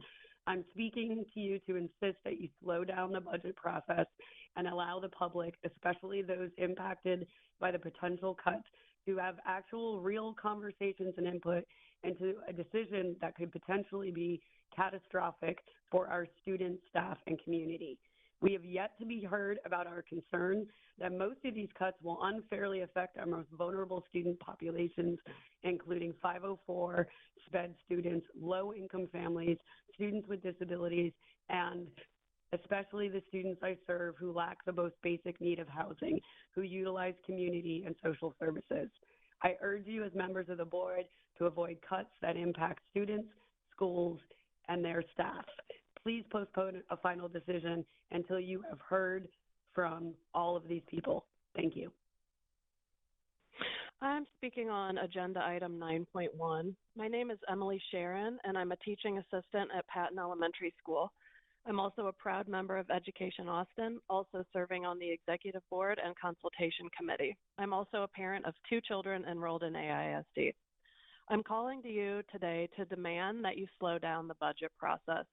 We need to allow the public, especially those impacted by the potential budget cuts, to have a seat at every decision-making table. We demand real collective conversations concerning any decision that will drastically affect our students, staff, and community. I want to be very clear that we will never stand for any cuts that directly affect our campuses. We strongly urge the board to postpone a final decision until those affected most have a chance to speak. Thank you. Hi, my name is Mike Conti. I'm a resident of Austin and the AISD district. I'm also a proud member of AFSCME 1624, calling today in solidarity with teachers and support staff of Education Austin. I'm urging the board to look at agenda item 9.1 and make sure that any discussion of cuts to the budget has plenty of time for teachers and parents and families to understand what's happening, and that this isn't fast-tracked during the holiday season when working families have so much more on their minds. Thank you so much.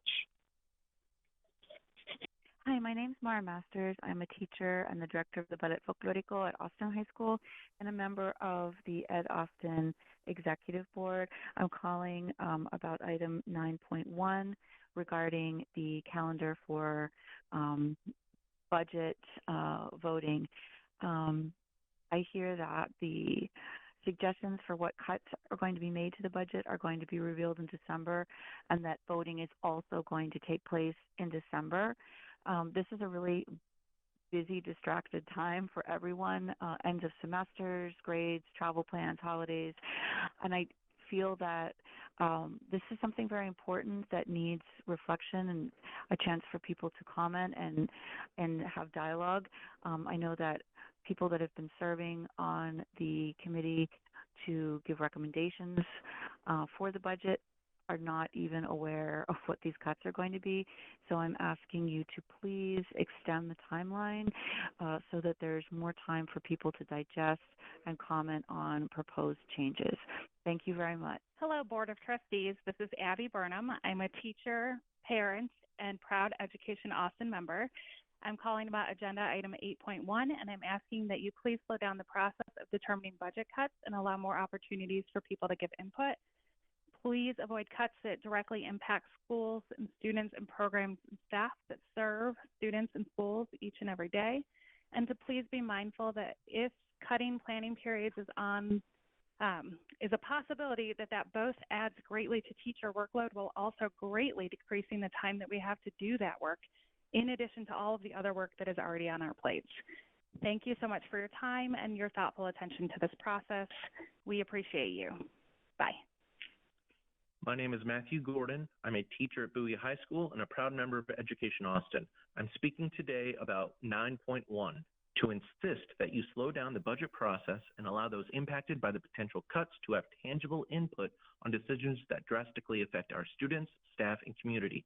My specific concern today revolves around the negative effects of discontinuing the use of the Canvas LMS, known by most in AISD as Blend.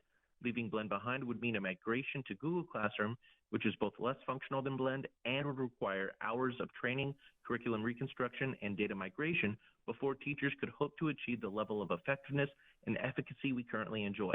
Because Blend shares its DNA with the software used at the majority of colleges, changing to Google Classroom would guarantee both reduction in the quality of education for our students and an equitable level of preparation for collegiate life, two of AISD's core goals. I urge you as members of the board to avoid cuts that impact students, schools, programs, and their supporting staff. Thank you very much. Hi, my name is Jake Morgan. I'm a teacher at Bowie High School and a proud member of Education Austin. I'm speaking to you today to insist that you slow down the budget process and allow the public, especially those impacted by the potential budget cuts, to have actual conversations and input into a decision that will drastically affect our students, staff, and community. I have a lot of concerns regarding this budget that have yet to be heard, including issues with online programs for students and other very important programs supporting marginalized populations and planning time, and so many others. I urge you as members of the board to avoid cuts that impact students, schools, programs, and their supporting staff, and postpone a final decision until those affected most by these drastic cuts have a chance to speak. Thank you. My name is Elizabeth Russell, and I'm a special education teacher at Patton Elementary and a proud member of Education Austin. I'm speaking to you today to insist that you slow down the budget process and allow the public, especially those impacted by the potential budget cuts, to have actual conversations and input into a decision that will drastically affect our students, staff, and community. I have a lot of concerns regarding this budget that have yet to be heard. I urge you as members of the board to avoid cuts that impact students, schools, programs, and their supporting staff, and postpone a final decision until those affected most by these drastic cuts have a chance to speak. Hello, my name is Iris Sotheby. My sisters and I attended AISD schools, and now the children in our family are also enrolled in AISD schools. We know budget cuts are coming, and we are very concerned that the district is yet to inform stakeholders on what they intend to cut. And now they are also proposing that the board vote on these cuts as early as December. I'm calling to ask that the board slow this process down to allow those impacted by the cuts to be informed of what they are and be given the opportunity to offer input. Our schools are the heart of our communities. We need to avoid cuts that impact schools, students, programs, and the staff that run those programs. We must give our community time to offer input and not rush to a vote on life-impacting cuts in the middle of the busiest holiday season of the year. Thank you.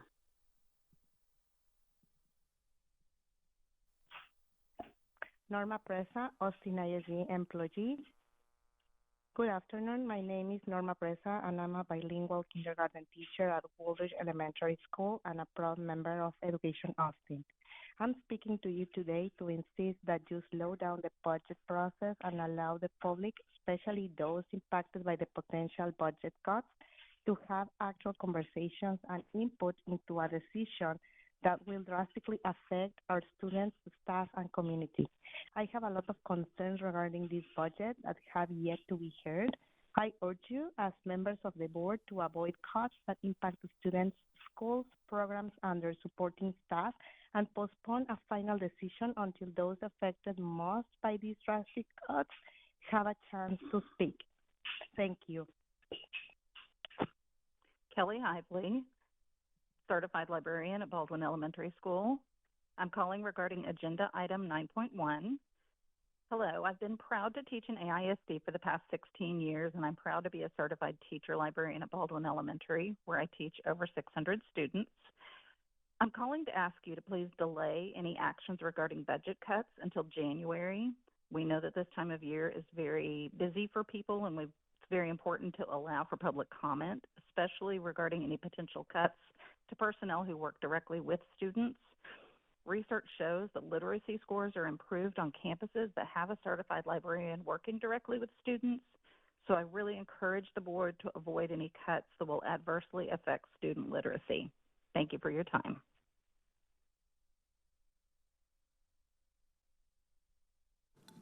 Okay.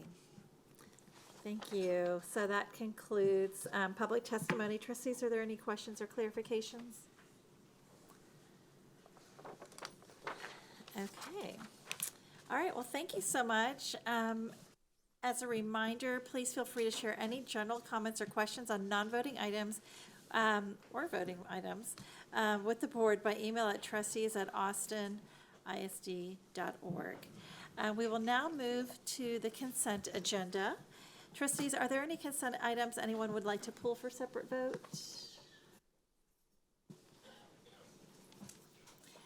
All right. Okay, so Secretary Boswell, do I have a motion to approve the consent agenda? Yes, I move to approve items 7.1 through 7.5, items 8.1 through 8.4, items 9.1 through 9.4, and item 10.1. Okay, is there a second? I second. Yay! Thank you. I second. Thank you. So, Trustee Quintana, trustees, is there any discussion on any of these consent items? I have one question. Yes. On 10.1, I did not see any attachment listing any staff members. Are there staff members against whom we're pursuing sanctions?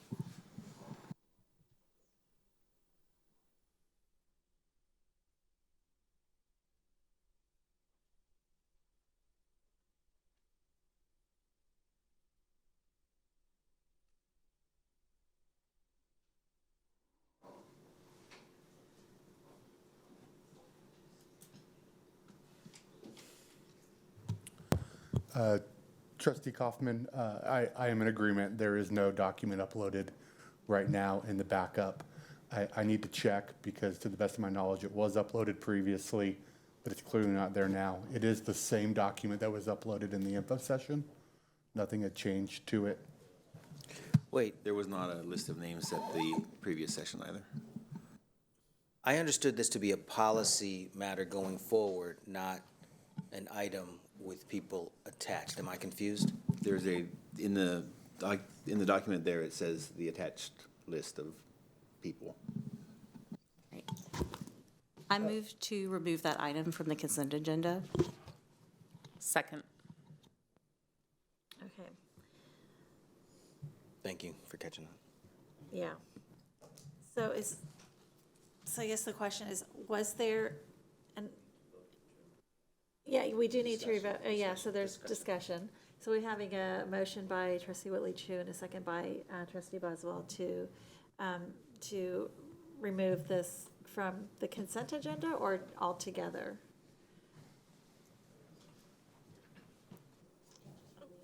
You said from the consent agenda. I just wanted to clarify. Okay. Remove from the consent agenda. Okay, are we able to vote on it if there's not? We can pull it from the agenda and then bring it back after closed session if we choose to, after further information is provided. Okay. All right. No lawyer. Thank you. That's Appreciate correct. that. Okay. Can we have a bit of clarification? I'm still a little confused. A bit of clarification. There is a second attachment that we don't have access to. Okay, thank you. There is an attachment under the executive section that was there for the info session. It is not here. I can, yeah. Okay. But it is not here on the 21st. I have now uploaded it to the 21st. Yeah, But it I was like, not it there just at the time I appeared. was asked. Okay. Thank you. Okay, so it is uploaded now, but we'll still vote afterwards. Okay, so we had a motion to remove it, a second by from Trustee Whitley Chu, second by Trustee Boswell. Those in favor of removing it from the consent agenda? Okay, passes unanimously. I'm not sure if I had to do all that, but. Well, you've pulled 10.1 from the consent agenda. You had a motion on the floor to approve consent before that happened. Okay. So I would just pull it, and now you can go back to vote on consent with 10.1 removed. Okay, okay. So we will now go back to vote on the consent agenda with 10.1 removed. Okay, trustees, is there any discussion? Okay, so having a motion by Secretary Boswell and a second by Trustee Quintana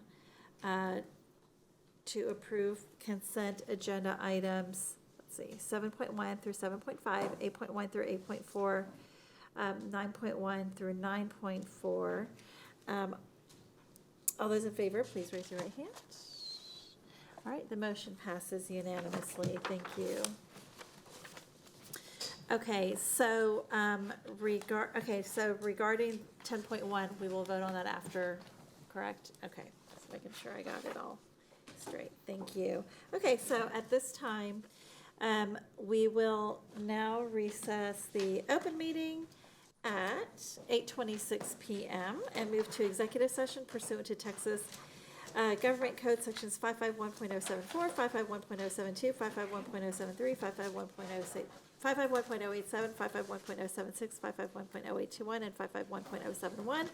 When we are finished with the executive session, we will return to the open session and take a vote on the student transfer appeal and possibly item 10.1 and formally adjourn the meeting at that time. So thank you all very much.